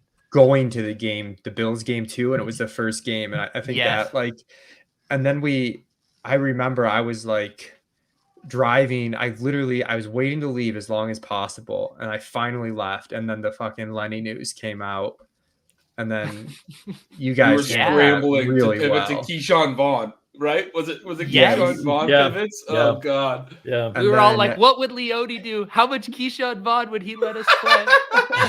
That's exactly right. Chickens with our heads cut off, running around. What would Leone do? It was very close to being really good, but it didn't quite get there. Yeah. I'm curious in the chat, for everyone who's in the chat, tell me, please let me this be a fairly official, unofficial poll. How many lineups are you guys playing in the $200 FFPC playoff contest? I want to get like a poll. I'm curious how many of you guys are blasting off on this. Pete, I shared Hardit's tweet. It's really funny. This is the lengths of. Oh my God! You got Zeke, all these ones. You got Pollard's like 4th shortest is a 10+ yarder. They both scored 12 touchdowns. Oh, maybe I was wrong about this short yard. Maybe I was just thinking about like a couple specific plays. Well, I feel like more efficient. I feel like the 1 and 2 are the same week that I flag planted Zeke. Yeah, maybe that's why. I feel that pain very, very, very deeply. There was a very ironic week where Zeke efficiently got them all the way down the field, and Pollard got the short goal line touchdown. Can you reply to Ian and say, now do Jamal Williams? Oh my god. The Jamal Williams stuff just one. Just seven It's like days binary. later. It's like binary language. How many victory laps did Silva take in the ETR Slack? I mean, did we ever find out how much he actually had on that? Was that a Benjamin? Was it more? What were we working with on this bomb on Jamal Williams? I don't know. All I know is Dink and I didn't bet it, and we can't fucking win anything. You're so broken, Leone. It's up here. All I know is Silva's not in Dink and I Slack did- that much. I mean, he'll just randomly chirp at me. The one day I was so annoyed because I was watching the show, and I think it was week 18. I forgot what the play was, and he's like, "This is the type of play that Leone could never wrap his head around." And I had like flag planted. I think it was Eli Mitchell. And we were like, Yeah. we're actively telling people to play Eli Mitchell. I was so mad. All right. So we have, I see some for people in the chat tonight. We got easy at 10, some zeros, some threes, some twos, threes, Liam, 20 to 25, 10, twos, eights, 0, zeros, ones, 2. Maybe we don't have to worry about too much leveling, guys, here. 3, 0, 5, 1, 0, 0, 1, 0, 3. We have 317 people watching this, and none of you are even playing this content. Yeah, what are you watching? When I see zeros, I'm like, what are you doing? That's why they're like, I was They're told playing this was this going one- to be a isn't there a drunk 20 stream. What the fuck? Oh, the 35. You're right. They're probably playing the 35. You're right. Okay. Yeah, that's Yeah, a fair. okay, good. Wow, you Or, guys like- stake shaming? Wow, Pat wins 2 mil. He started stake shaming. No, I wasn't stake shaming. I thought they weren't playing the contest at all. No, yeah, here's the 35. Yeah, Okay, Pat, good. jeez. You Um, were on the same page with me. You can't. Imagine not having $2 million for entries into this thing. Yeah, But you're you're gonna right. have to. Hope's Dude. got it. They came for the drunk people. We got to get drunker. No, You were going to I'm ask him. working- I'm I'm working Moscow on it. I Mule, Right. basically.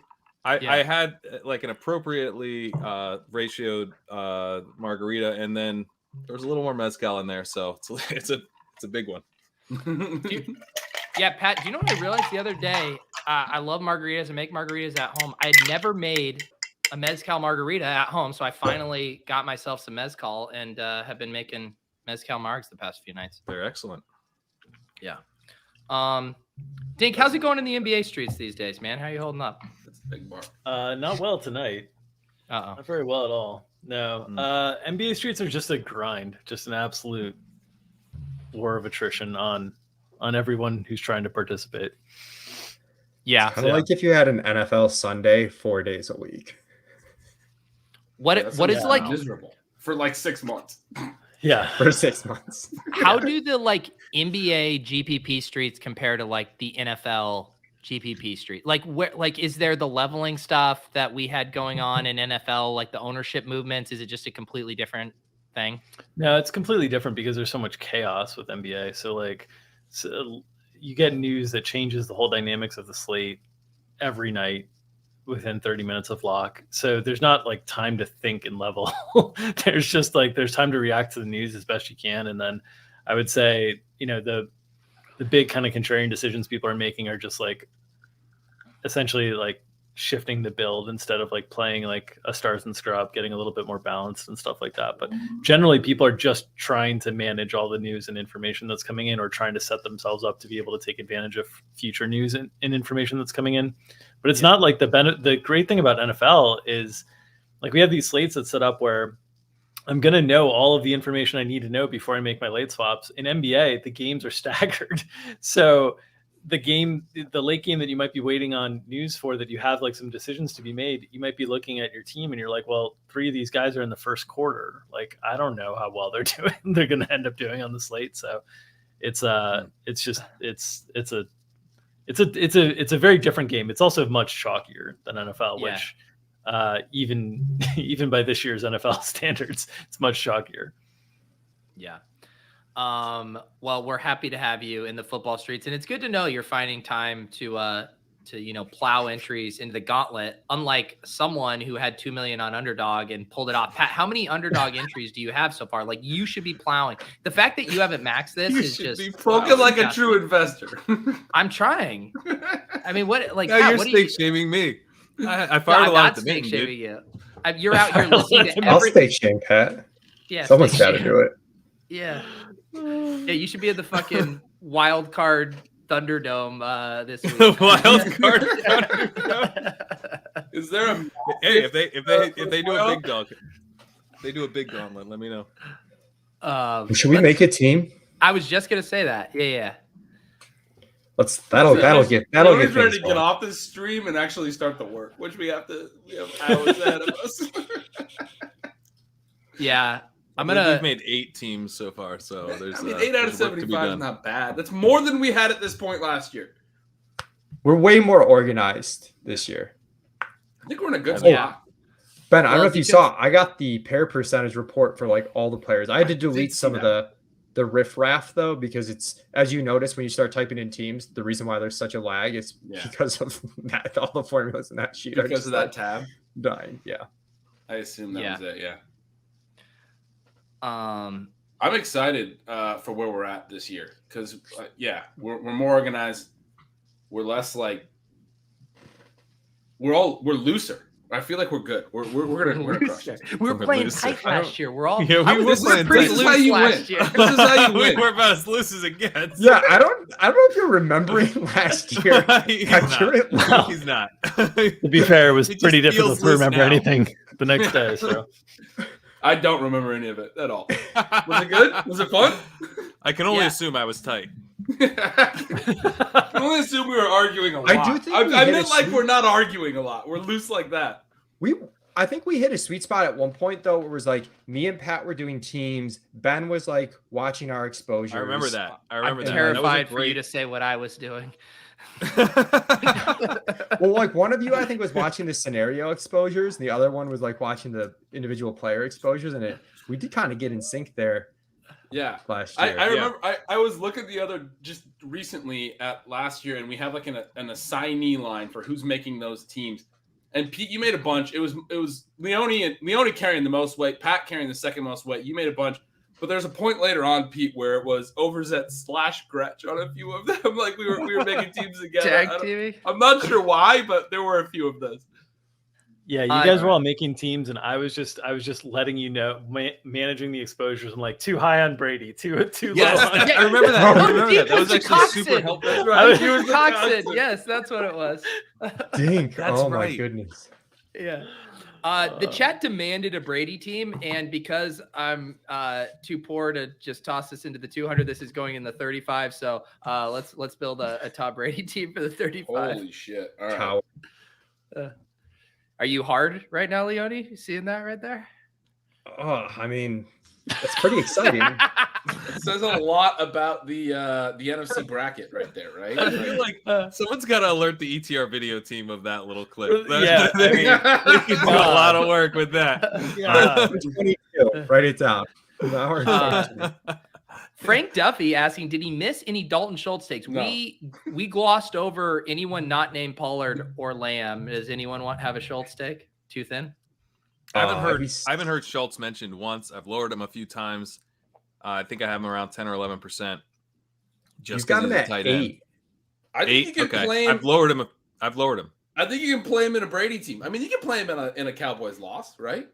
Dude, you could play him in a 2-gamer. It's tight end premium. Yeah. Dude, Well, this I can't think, be a 2-gamer though.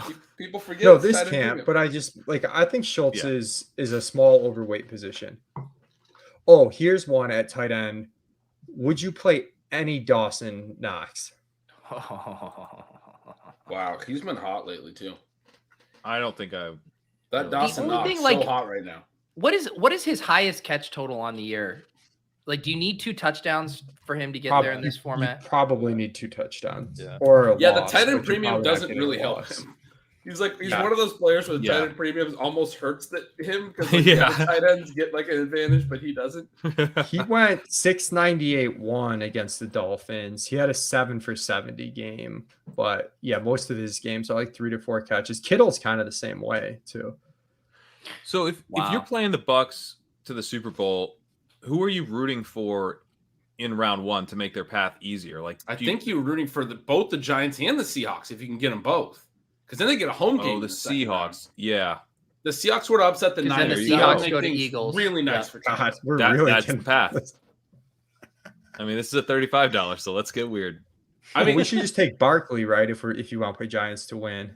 well, you don't necessarily Yeah, have to play the Barkley. Giants because you could you could envision Tampa beating Minnesota, right? Pretty easily. They don't get to play Minnesota. They would if the Seahawks. Oh, if Seattle wins. You're Seattle winning is a huge advantage for Tampa Dallas. Let's play that both sides then. Let's play the Seattle win, but then we can play the both sides. The Giants, Minnesota. Right. Yeah. Play Barkley. Yeah, Barkley and Jefferson. Yeah, and Jefferson. We can in this one, yeah. We do know at that pair report that I think we're actively trying to not. I mean, this is a unique team This where is it a makes sense to top put them rated together. team. Yeah. But on some of our chalkier teams, we're trying to have that pair together less than you would than the field is going to have them. What if we played the Seattle San Fran both ways too? And then you're like, well, either upset is somewhat. No, neither. It's not. No, because if San Fran wins, then they would go to the Eagles. The Bucks would go to the Eagles, or they would play San Fran. I think you in can still San play Francisco. Debo or Kittle in a loss for San Fran if you wanted. You can. Kittle would be the pick for me. Yeah. All right, Dink like has spoken. Dink has spoken. So I mean, he lights up Seattle. Like they play a lot, and he lights up Seattle. Seattle can't defend tight ends, and they can't defend running backs in the passing game. It's like the nut low matchup for them. So this has to be a Kelsey Diggs team, right? So we need to. We're I just think we got to chalk go on the Dallas NFC kicker. side. Yeah, we got to fade Dallas. Yes, We don't have an NFC fade yet, so Dallas kicker. I like Maher, Yeah. And then we'll you guys just shock AFC, right? We're like Kelsey, Kelsey. Chase, Diggs, like just jam all the guys. jam all the jams. So what are we missing? Is that right? We don't have. we don't Philly have I an agree, Eagle. Yeah, we don't have a Philly. AJ, Probably. Yeah, we can throw we him just AJ jam and Brown. chalk. I think you can play the Eagles as a one and done because there are scenarios where Brady, Right. especially if we play both sides of both the other AFC. See, I like playing both sides of both the other NFC games because you don't really have to pick Brady's path, right? Right, Mhm. right. You could fade Philly. You could fade Philly though because you're kind of hoping that it's. I think it's a chaos little otherwise. cute given that we're trying to give ourselves the Seattle out as well. Let's just play Philly straight up. I was just gonna say that gives you Seattle, Minnesota, New York, like all those teams. San What about Fran. Devonta Smith? Because you can't get 3 games out of Philly. It's Okay. a lot of cases I'm it's into that. 1 game. Some cases it's 2 games. You're not going to like this comment, Ben, but aren't the odds of Devonta Smith or AJ Brown being the optimal in 3 Philly games pretty close to the same? No. Like what do you One of think them is like the Super 60 Bowl. Like Which 60 Pat has levels been now. writing all year that when the Eagles want to win, they throw the ball to AJ Brown. I read the $2 millionaire. I don't listen to you. When have you won $2 million? Yeah. When have you won $2 million? I just look at the box score, man, and Devonta Smith has been fucking balling out. Ravens defense. Hmm. Burrow's gonna throw a lot. They could at least get some. Or I guess And you so could do then you're Jags or down Chargers. to Jags or Let's do Chargers Jags or Chargers. Yeah. for We defense. need a Jags or Chargers skill player, right? Like Yeah. we can't leave that. Yeah.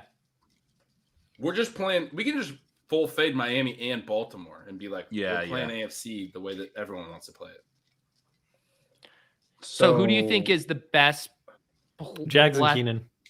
Jags and Keenan. Yeah, I like Yeah, that. I kind of like the Baltimore defense over the Jags defense. We could also go, Okay. well, maybe Dallas defense is bad against Brady. Never mind. Baltimore D over Jags D is a good call. Yeah, I like I don't that. mind that. Yeah, I'm into that. Then yeah, that's good. All right. For the audio listeners who are listening to this next week when Pat posts it, we have Tom Brady, Barkley, Kenneth Walker, Justin Jefferson, Jamar Chase, AJ Brown, Keenan Allen, Stephon Diggs, Kelsey, Kittle, Brett Maher, Baltimore. So chalking it up around a couple interesting upset scenarios in the NFC. Pretty fun lineup. I like this one actually. This Yeah. actually sold me to build a $200 Brady. That is a great lineup. That was fun. Let's put that on our Sweet. list. No one Let's- play this. If No you one play play more this. of these. Well, how many Brady lineups can I get up to? Let's get a couple more. I Wait, do. gotta I'll I did cash 3 out and now. Let's undo our I'll list. cash I'm into out 4. now. 4. You got your 4. All right, I'll cash Imagine out. I'll take it. Imagine we run we flip over the cards in the main and we see that this lineup is duped 8 times. from the show. And then we sneak Jags D in the main. Oh, there it is. The 2v2, the flip at the end. I love this team is good. It's actually a really fun team. Yeah. No one else agree with that take though. Don't play this Yeah, out. I hope the chat hates this. Brett All right, Marr, let's- what was the D we settled on? Jack's DST? We did Baltimore. Baltimore. The chat is threatening to dupe us, which I don't like. Jack's fade and Miami fade. All right. Yeah, we're gonna switch up something. We're gonna. Oh do a yeah, 2v2 that's gonna be spot. so 2v2. Leone's like trying to play mind games. He doesn't want this one to be duped because he just fell in love with the Brady lineup. All right, well, let's build one more. This is 35 funny. here. Hang on, pull up. But So, also we're Ryan's definitely comment playing that. is very funny. This is considered a crazy lineup in this contest and is the greatest player of all time and like 10 of the 30 best players in the league. Yes. That's exactly right. Yeah, But it No, here we is go. a contrarian Now we're back. lineup. yeah, exactly. Brady sucks. Don't play that lineup. I'm pretty sure Ryan had the funny quote earlier too. He's on a roll tonight. Didn't he All have right, the so good now one we make about our Lenny not seeing team? an accountant earlier? I think he did. Was that right? Yeah, chat's on a roll tonight. I heard it. I mean, we have to start all these lineups off with a dusty ass Buccaneers player. Dusty We ass gotta get Buccaneers. Dink's exposure up. We absolutely have to. They what clip? How about this? The chat. You guys desperately want this show to be broken up. You want the texture of the show to get kicked up a notch. What clip do you guys want? I will literally. I'll read you off the clips I have. Asta Lavisca, wide receiver Avalanche, Sauce, kicker chasing, Sky Moore hype reel, Rojo hype reel, Dobbs highlight reel, Dolchich highlight reel, David Bell highlight reel, but not that one, Lavisca highlight reel, Tyquan Thornton highlight reel. Didn't even remember we had that. I've JJ never Taylor seen hype that. reel. Be careful what you wish for. Flacco. Why do I have that listed as Flacco? That's Justin Tucker. We have a Zeke clip, and then we have Ben doing Chicago Bears owner McCaskey impression. Which of those? do you I guys vote want? that. That's my vote. How on earth is it not Thornton? Like after the guy helps Contrarian win $2 million. I don't. You know what? Yeah. Because I'm loyal to Gretsch over any NFL player. That's why. That was like not that good. Oh man, there is no consensus in the chat. I think we played the Thornton one like one time. Oh no, I think Alex made that. I don't want to hang him out to dry. It wasn't our best clip. Well, I don't want to hang him out to All dry. right, I'll hang him out to dry. Here it is. There, we'll play it. Select Tyquan Thornton, wide receiver, Baylor.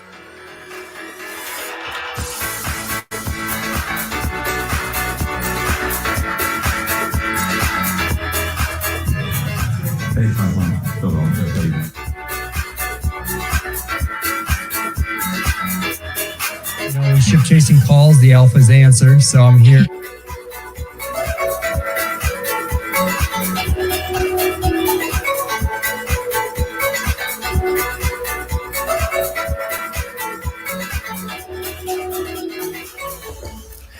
Pete, it looks like we're finally piss boys here, right? I like that. I can vibe with that. That was good. That was good. Chips here still coping with you winning the $2 million. Says Thornton was a bad pick. oh, sorry, Chipsy Lark. Guess you never heard that Week 17 is all that matters. Yeah. See, this is like, I can't tell if this is a compliment. A man who made a spoof YouTube name off of my name wants all the clips. Does that mean you're just sick of us talking and would prefer old montage clips being played, or are the clips that good? A little bit of both. Yeah, a little bit of both. Let's see here. Yes, Leone. Leone has been responsible for many of the iconic moments on the show. Some of them that we would like to forget, like him telling us we jumped the shark, fading an 8th round Josh Jacobs. and if anything, underselling it. Yeah. All right. I don't know who's taking credit for the Leonard Fournette pick. Who wants to pick a player next? I'll take credit. I get credit for Leonard Fournette. Get Okay, out I of was trying to give you a pick, Drew. No. Jeez. Absolutely not. My pick is Leonard Fournette. All right, I'm going next. Josh Allen. Okay. Austin, you might want to catch up and read the rules on this stream. Josh Allen. Okay. So Mr. I want to fade Josh Allen now is just jamming him in. I was so confused by that. I didn't realize he was talking about stacks. I was like, Brady naked? Yeah. What are you talking about? I thought he meant literally naked. That threw me. Okay, Jesus, you guys! I thought our audience is jumping a shark, even a phrase. Yeah, I think I used it correctly too. It's one of Old TV reference there. Yeah. All right, who's happy next? days. Austin, you're killing me, dude. I'll do CMC. Austin, you can only take one player per team. Leone's too nice. You're I was not gonna allowed let to him take hang a about to second draft. By the way, I think this should be a Giants win lineup because then the Bucks are probably dumping down again against San Francisco for that Leonard Fournette dump off magic. let's put. I want Giants wide receiver in here. Okay. Wait, he just said he's playing Giants win. Well, Yeah, Richie Gets James the pick. fucking balls Yeah. out in all seasons. Oh, James over Hodgins. Aren't you worried? Yeah. Wait, is there some fucking cornerback matchup I don't know about? I'll What is take The Vikings Kelsey. don't have a cornerback matchup. To What am I I'll take worried Kelsey. about? This is one where we can get a Josh Allen, CMC, Kelsey because we have Fournette and Richie James in the lineup. Otherwise, Don't say it with Oh. such disdain. This is where, man, I wanted to do the Greg Joseph thing in a fade Minnesota. I'm a little scared with Richie there, though. I'm going to go Hawkinson, double tight end. It's about time we start to get it. It feels, I don't know. I feel like we haven't naturally been building a lot of multi tight end lineups. Yeah, there's going to be Do you less. think the this field? year. Yeah. Yeah, it's gonna be a little less. I'll go Keenan again. Keenan, I like that. back to the well. Keenan is like, it's a good play, and it does not surprise me that Drew's. I just skipped Drew, didn't I? Keenan. Sorry. Pat- Good play. I tried to get you to say this earlier this week. I do want you to say it on record. Actually, let me make you big screen. Say that Austin Eckler is the best fade in this entire tournament. I think Justin Jefferson might be the best. I knew you'd check it out. He sent me a video message, and we're friends now, so I can't say anything bad. All right. Who's it to? Gretch? Is it back to you? I think I just went before Leone and Dink. I think it's back to you guys at the top. You and Pat. And then me. Okay. We haven't gotten a Mark Andrews. We haven't done a Mandrews yet. Let's go fucking triple tight end. I'm into that.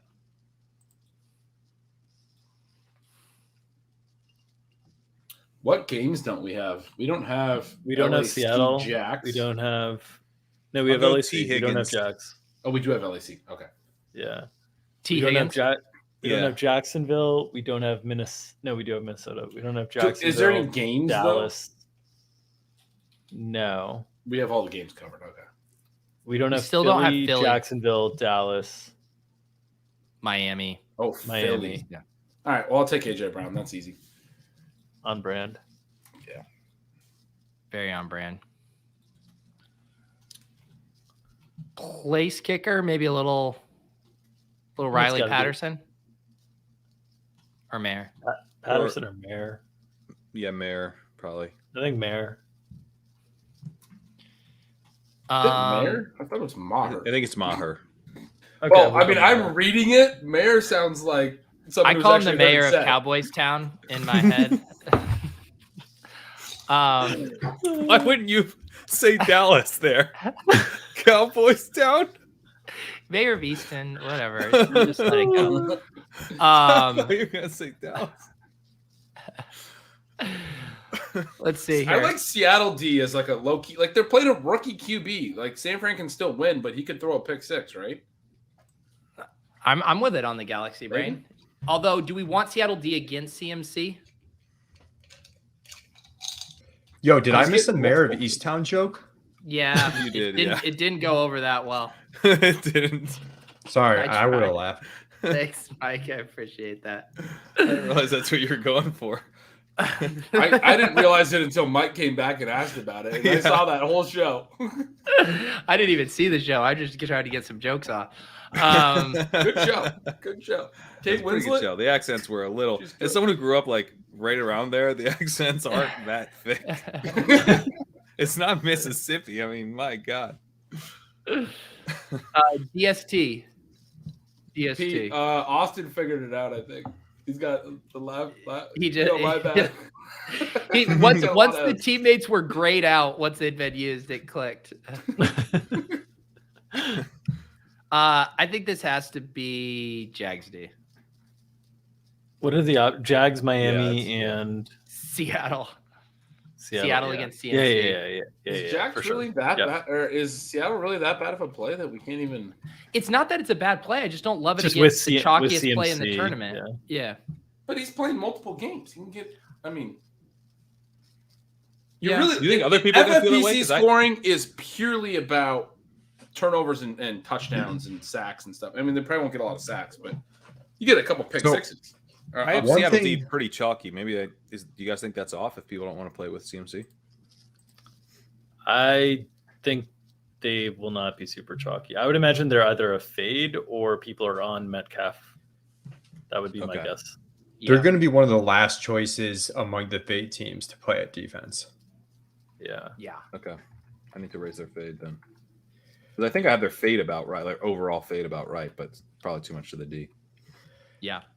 We should definitely, to Ben's point, like really almost ran roulette the soft fade stuff. Like last year, I think we played way too much New England Patriots. DST.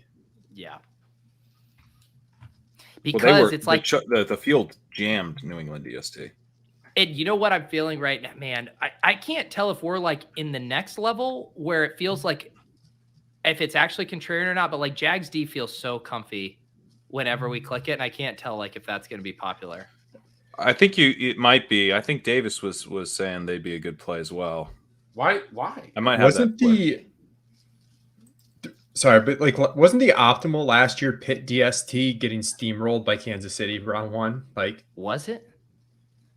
Because they scored a defensive touchdown early. So you're basically just saying like you're filling out the rest and then just randomizing the soft and hard. Yeah, I think we should be flat, and whatever the field does, the field does. Yeah, and I would say on the ownership projection stuff, like I think I'm going to be pretty close on the total fades, but I could be way off on D versus fade versus kicker. Yeah. It's so hard to predict, I'm sure. This is true, and I'm part of this cohort. People hate Staley right now. Like I mean, everyone. I read the newsletter. You did not seem happy. I had fun. All right, let's see here. How about since we have Dink here, he's been in these streets with me. What do we do? One gauntlet draft before we get out of here. Oh yeah. Oh baby. All right, let's do one. Now, what are the rules on this? Pat. You ever play Underdog? Don't look at before, my Pat? account balance. I'm sorry, it's only 700. That's embarrassing. I pulled off the 2 million earlier. Oh my god! There's not even a comma there. Wait, should we do no comma? Wait. Should we do a mitten instead? Dude, first of all, that's filled. It's filled. Roasted. Because Davis maxed it yesterday.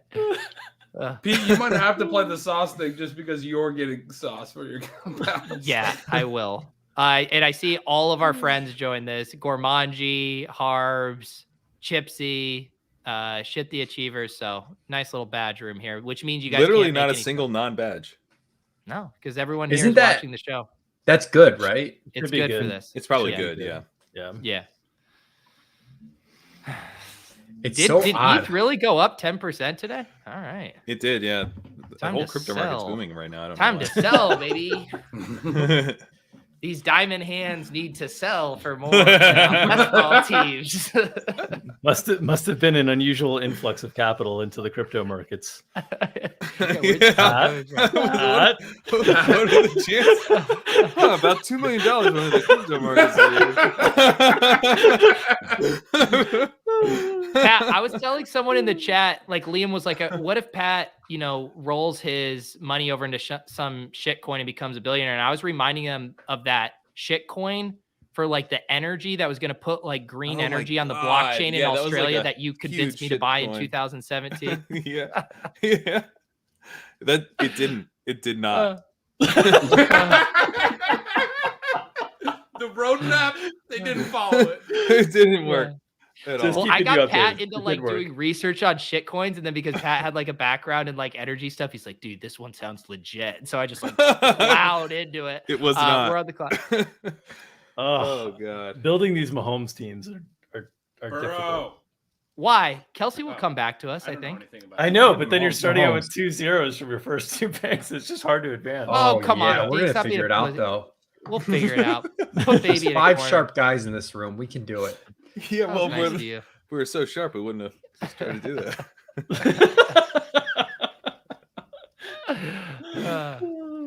Yeah, let us know what's going on in the overflow. Wow, someone already ruined a stack. Well, I mean, No, that's pretty chalky. Yeah. okay, all right, I mean, yeah.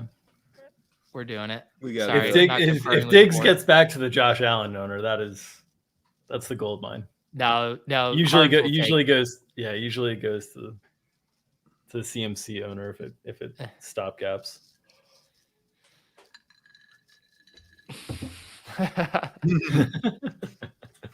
Harbs is sniper. I've seen Harbs in all my drafts today. Haven't What's bumped his into name? Dink, which is surprising. Harbs is sniper. I have not. I've had a long NBA day. There's been no drafting today. Yeah. So Dink, what have you been doing? How many buy teams in Gauntlet? Max, how many? What? Buy teams. Buy Oh, teams. buy teams. So generally, I'm trying to max 4. But Yeah, that's where Wait, I've bye been. week it's team. tricky. Buy players on bye weeks. So this I is where think it we're gets like. disastrous. I think we just take McKinnon here. Yeah. and- I'm into that. Okay. Sometimes Sorry. I'm doing sometimes- the thing where I've done so many of these, I kick into robot mode and forget I'm on stream and want to confer with the panel. I apologize. For I think that clicking was buttons so quick. kind of clear. sometimes in that spot I take Eckler just to like try to bag points to Yeah. potentially try to advance. And McKinnon will often slip because no one else wants to take him if you have Mahomes. Yeah. Is Barkley Yeah. here? Could we go Barkley? So you can I go would Barkley. I would go Ayuk here. You need The Ayuk is what I would always click here. wide receiver gets disastrous and we have 0 Okay. wide receiver points. Okay. Yeah, so we're at 0 right now. Because running back late, you can get like Fournette or like Rashad White or whatever. But wide receiver late is like Thielen or Osborne or those guys. It's just it's a bigger gap. And you need to use 1 running back score, 2 wide receivers, and then a flex. So you need 5 scores total, including a quarterback. Yeah. And that's I why do like- you only have 10 roster spots. So if you do max 4 on a bye, you have 6 players to get 5 scores, and you have to advance. I do really like the Barkley stuff because what you can basically do is really cheaply mirror the buys. So you take Daniel Jones, Barkley for McKinnon, and then your favorite Giants wide receiver, and then you can backstack that and basically cover those 3 bye weeks, and then say let Mahomes take the wheel week 2. What? Yeah. Why Ayuk over like Godwin or Evans? I don't understand. I think we do Barkley here. Well, like because that, you can, yeah. yeah, I would get Barkley here because you can still get Godwin or Evans on the next round, potentially. Yeah, but we also, I guess we can get the Giants wide receiver at the very, very end. So what, like where my mind goes, like if we stop at 3 Chiefs, like, we're probably looking at like if we play the Chiefs through the AFC and we do like a 3-3-2-2, where we have 3 Giants, 2 49ers, and then 2 of another team, like Leone was saying, probably Bucks. And then you're setting up Mahomes for 3 different like NFC potential Super Bowls. Yeah. Yeah. I don't know if we'll That's- get to San Fran, but Eli Mitchell is the hope, but he's been going earlier and earlier. That seems like a really tough play when you're already seeding the 3 zeros. There's not a lot of good. The 3 zeros also come early. So in terms of like, no, I know. I guess I just feel like I would have punted San Fran and taken Gabe, or just started Tampa Bay earlier. Well, Gabe is useless. I mean, you know what I mean? Like, unless you think Gabe is way better than Ayuk for week 1, but I think he's pretty better for week 1 and week 2. So I say we snipe the sniper, because I take Evans, because even if he takes one of Fournette or I would Rashad absolutely White, take Evans. Absolutely take Evans. 100%. Yeah, because he can't box set of both. He can try, but he will fail. Yeah. Okay. Wow. That's early for Fournette. He's not playing. Okay, he might box set both. That's ballsy. He's coming ballsy. for it. He's That's doing ballsy. it. He's gonna force us into drafting fucking Scotty Miller. I can tell. Oh God.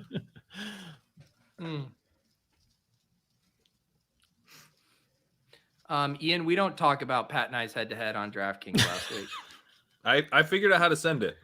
Pat, how long did you spend building your lineup? It took me about 45 minutes. I'm honestly relieved that you said 45. I mean, I'd say we take Eli Mitchell here, probably. That works for me. I'd be good with Eli Mitchell or Zeke, either one. I kind of like I guess Eli because we don't have. No, we don't want to take Zeke against Evans, right? Yeah. No. Yeah, you're right. I feel like we went astray here, but that's definitely why we don't want to take Zeke. I don't know. We're directly. I don't like. I guess I just don't like having that we set up San Fran there. But why? We have a full Super Bowl matchup. There's so many guys that outscore Eli week 1 that we could have set it up differently and not been like backed into taking Eli there. Yeah, but you want to stay live for a 49ers Super Bowl. If you took Gabe Davis there, Mike, you're not live for a Super Bowl. So like, I mean, I would have taken Godwin and hopefully I had Godwin Evans, but but from an ADP standpoint, that's way out of whack. Who cares about the ADP? Oh God, Leone turned it into kitchen before our eyes. Well, in this content, I mean, I'm seeing a Picasso here, not a kitchen. I'm seeing something beautiful. So we need to take our Daniel Jones now, I believe, right, Dink? Probably. We're Rashad. Yeah, probably. Yeah, unless Daniel Jones. Yeah, we probably don't want to fuck with it. Yeah. In these rooms. If Harbs wants to go kamikaze and take both White and Lenny, like God bless his soul. Yeah, someone's got to donate to the shareholders around here. Don't tempt him. Don't tempt him with a good time. But yeah, Dink, I guess what I was thinking was more like instead of a 2-2-3, like a 3-3-1 to go with the 3. Yeah, I just rather have 3 different options that I can have get through the NFC to the Chiefs in the finals. Yeah. I like the 3-3 where it's more correlated, and then because you have the optionality on the 1, you can also boost your round 1 points more. You're saying just go with a 2 running back lineup and just use Barkley. No, I'm saying like instead of setting up for 3 different NFC teams, like if we would have leaned into 2 and not been forced into Mitchell, we could have had 1 spot to play with that would have just been a guy who scores a lot round 1. Like an ETN or something. Do we want to go 4 running backs on this build, or do we want to go 2 Giants wide receivers? I would go. I would personally go Rashad White and Giants wide receivers. What I would personally do. I think at this point I would do that as well. Go a 4 build running back team. Yeah. I think that makes sense. Mitchell's for later, right? I mean, he's for the Super Bowl. Yeah. The problem is just you can only start 2 running backs each week. So, and we're going to be very, very thin. I think I would have preferred to grab 2 Giants wide receivers in this build, but I don't do a lot of 4 running back builds. Surprise. Yeah. That's where it's like Ayuk and Mitchell versus Godwin and wide receiver that's dead for the Super Bowl, but better for round 1. Yeah. That's, or you don't take McKinnon. I like that stack. I think that's a good to get all. I think once you take McKinnon, I think it's a struggle at running back. Rank them.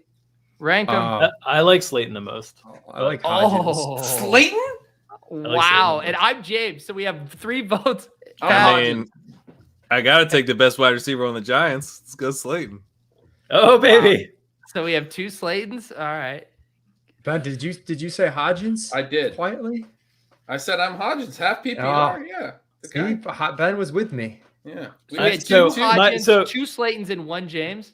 So my thought process on that is, I think Hodgins and James probably outscore Slayton more times than not. But when Slayton hits, it's real big, and you need real big from That's a good point. that specific lineup spot. Dude, someone hasn't been watching Isaiah Hodgins film. He does look pretty good.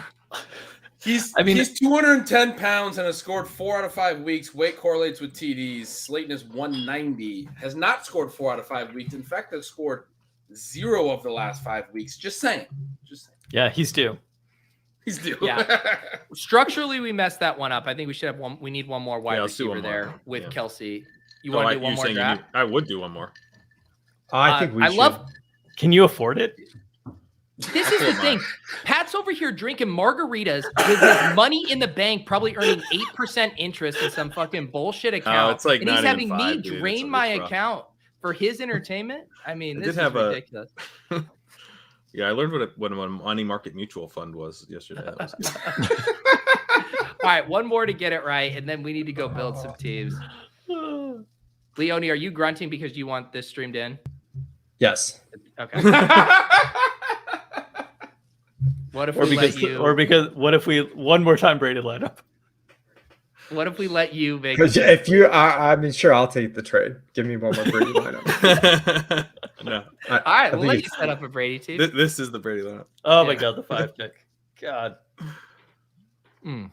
I like the Super Bowl teams more than Dink does. I haven't done as many drafts as him. I'm more like 10 drafts. I do too. It sounds like Dink's drafting scared. Yeah, I like drafting the bye-week teams. Hey, Dink, have you ever thought about what you win when you win? It's a little phrase we like to use around here. It's a little phrase. Now, who came up with that? I can't remember. Hope subsidizing this entry for us. Thank you, Hope. That was very nice of you. You see this? Wow. Yeah. What is it? What do you win when you win? Screen. That is what my girlfriend, my fiance, got me for Christmas. What do you win? It's an action figure of me. Oh wow! That came with this. Is that a pickleball racket? Computer. No, it's a tennis racket. Look at this. That's amazing. That's incredible. It's like you if you wore more mascara. I now know what it would look like. The eye makeup is strong. It's a little bit more than I usually wear. You got to look good when you're playing tennis. Man, I wish. Oh man, Mike is soccer practice is gonna come early tomorrow. Manji is in the chat saying LOL amazing. He's at the 106 behind us. So are we afraid of the LOL amazing? No, Gormanji's gonna be fine. Should we make Leone? You get to decide because you didn't want to do this draft in the first place. Jamar Chase. It's alpha play. Alpha play. We just did a short clip of just Leone going Jamar Chase. What the alpha fuck? play. I would have taken Burrow there because at least if you miss Chase, you still have Higgins. Gormanji. I know. I guess I just thought I'm just ending the stream. He wouldn't go Burrow Higgins with the Leone options. Welcome to the drafts. Welcome to. I've been welcome drafting, Drew. You act like I. Do you want Hurts, Leone? Yeah, let's go Hurts. Because we can still do kind of what we did with the AFC if you can get maybe Higgins Mixon or something. Yeah. Well, you probably can't get Mixon because you're going to need to draft. You can't get Higgins because he's been drafted. Or Chase Mixon, I meant, not Higgins Mixon.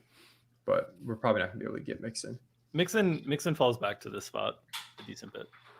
I was just thinking that guy at the turns probably. Well, Gormanji. We're ahead of him. Gormanji was wild and out. You don't take Higgins there. He got a little aggressive. Yeah. I know. He dialed in. He was like, I'm going Burrow Chase. Is intimating. I have done some of these drafts and not 110 of them, but. Well, you have NBA going on and stuff, and so you're pretty busy.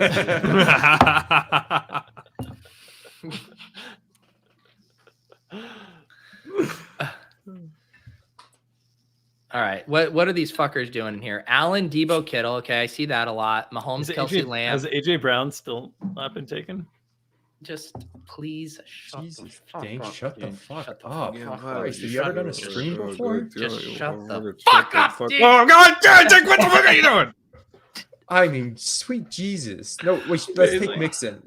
Let's force this guy. Lucky Ben was You not for here, sure. man. You for sure take Mixon here. You for sure take Mixon here. Okay, you know what's going to 100%. happen, right? He's taking Devonta. Let's Take all right, Mixon, dude. Then we'll We're take taking Miles. Mixon. Let's He's take got Mixon. he's got the Bengals stuff set up. We got to take Mixon. Mixon. All right. I know what he's doing. He's taking Devonta. Is he going to take Devonta and Miles, you think? He took Devonta. Yeah, I told you. I knew exactly what he was going to do. We get Goddard, baby. All right, can we just Not close yet. out and go start build teams? Yeah. I actually think we should. I think we should. This draft is totally This fucked. sucks. Take why Goddard. did you guys Take Goddard. We got to take Goddard here? No, you don't have to No. take Goddard here. You want Take Gabe? McKinnon. You love Gabe. All right, take Gabe. You love Gabe. Yeah, take They're Gabe. playing 'cause we each can other do around too. Gabe That and- doesn't make any sense. And we could take a Bills running back, right? This is a punt. Hope paid for it, and we're punting. Yeah, No. thanks, Hope. We're gonna This spin this. team is dead as hopefully. fuck. There's a path here. No, there is no path. Yes, it Once is. we Drew took knows Gabe, the that path. was capitulation. Kez Watkins. The path Look is at always dude, this request. Matty. Ugh. Matt, and the thing is like you would think Matty's a troll. Like Gormanji's like a very normal dude who doesn't need to be going into the full troll mode right now just for kicks. Grow up, Matt. We're gonna make lemonade. I remember this We- fucking shit ass All right. lemonade. But seriously, should we just auto draft the rest? Hope is now asking for a refund, so you can Yeah. tell how bad this draft is going. Hope once YouTube takes its fucking $6 from that, I'll send you 19 back and we'll just call it even. We let Hope down. The Hey, challenge is we sometimes- have to use a roster spot on the quarterback because the bye-week quarterback. So at a Why certain is there point, a comment in like, the chat that like says no Chris walks joke, away for 2 minutes and look what happens? no You joke. don't want to know. At what point do you just say like, let's try to win round one? Never surrender. Yeah, win round Never one, get give your up. money back. Well, get Hope's money back. Is it that dire in the 5th round? Well, That we're- Yeah. Gormanji, look at the turn stuff that happened here, Ben. Mm.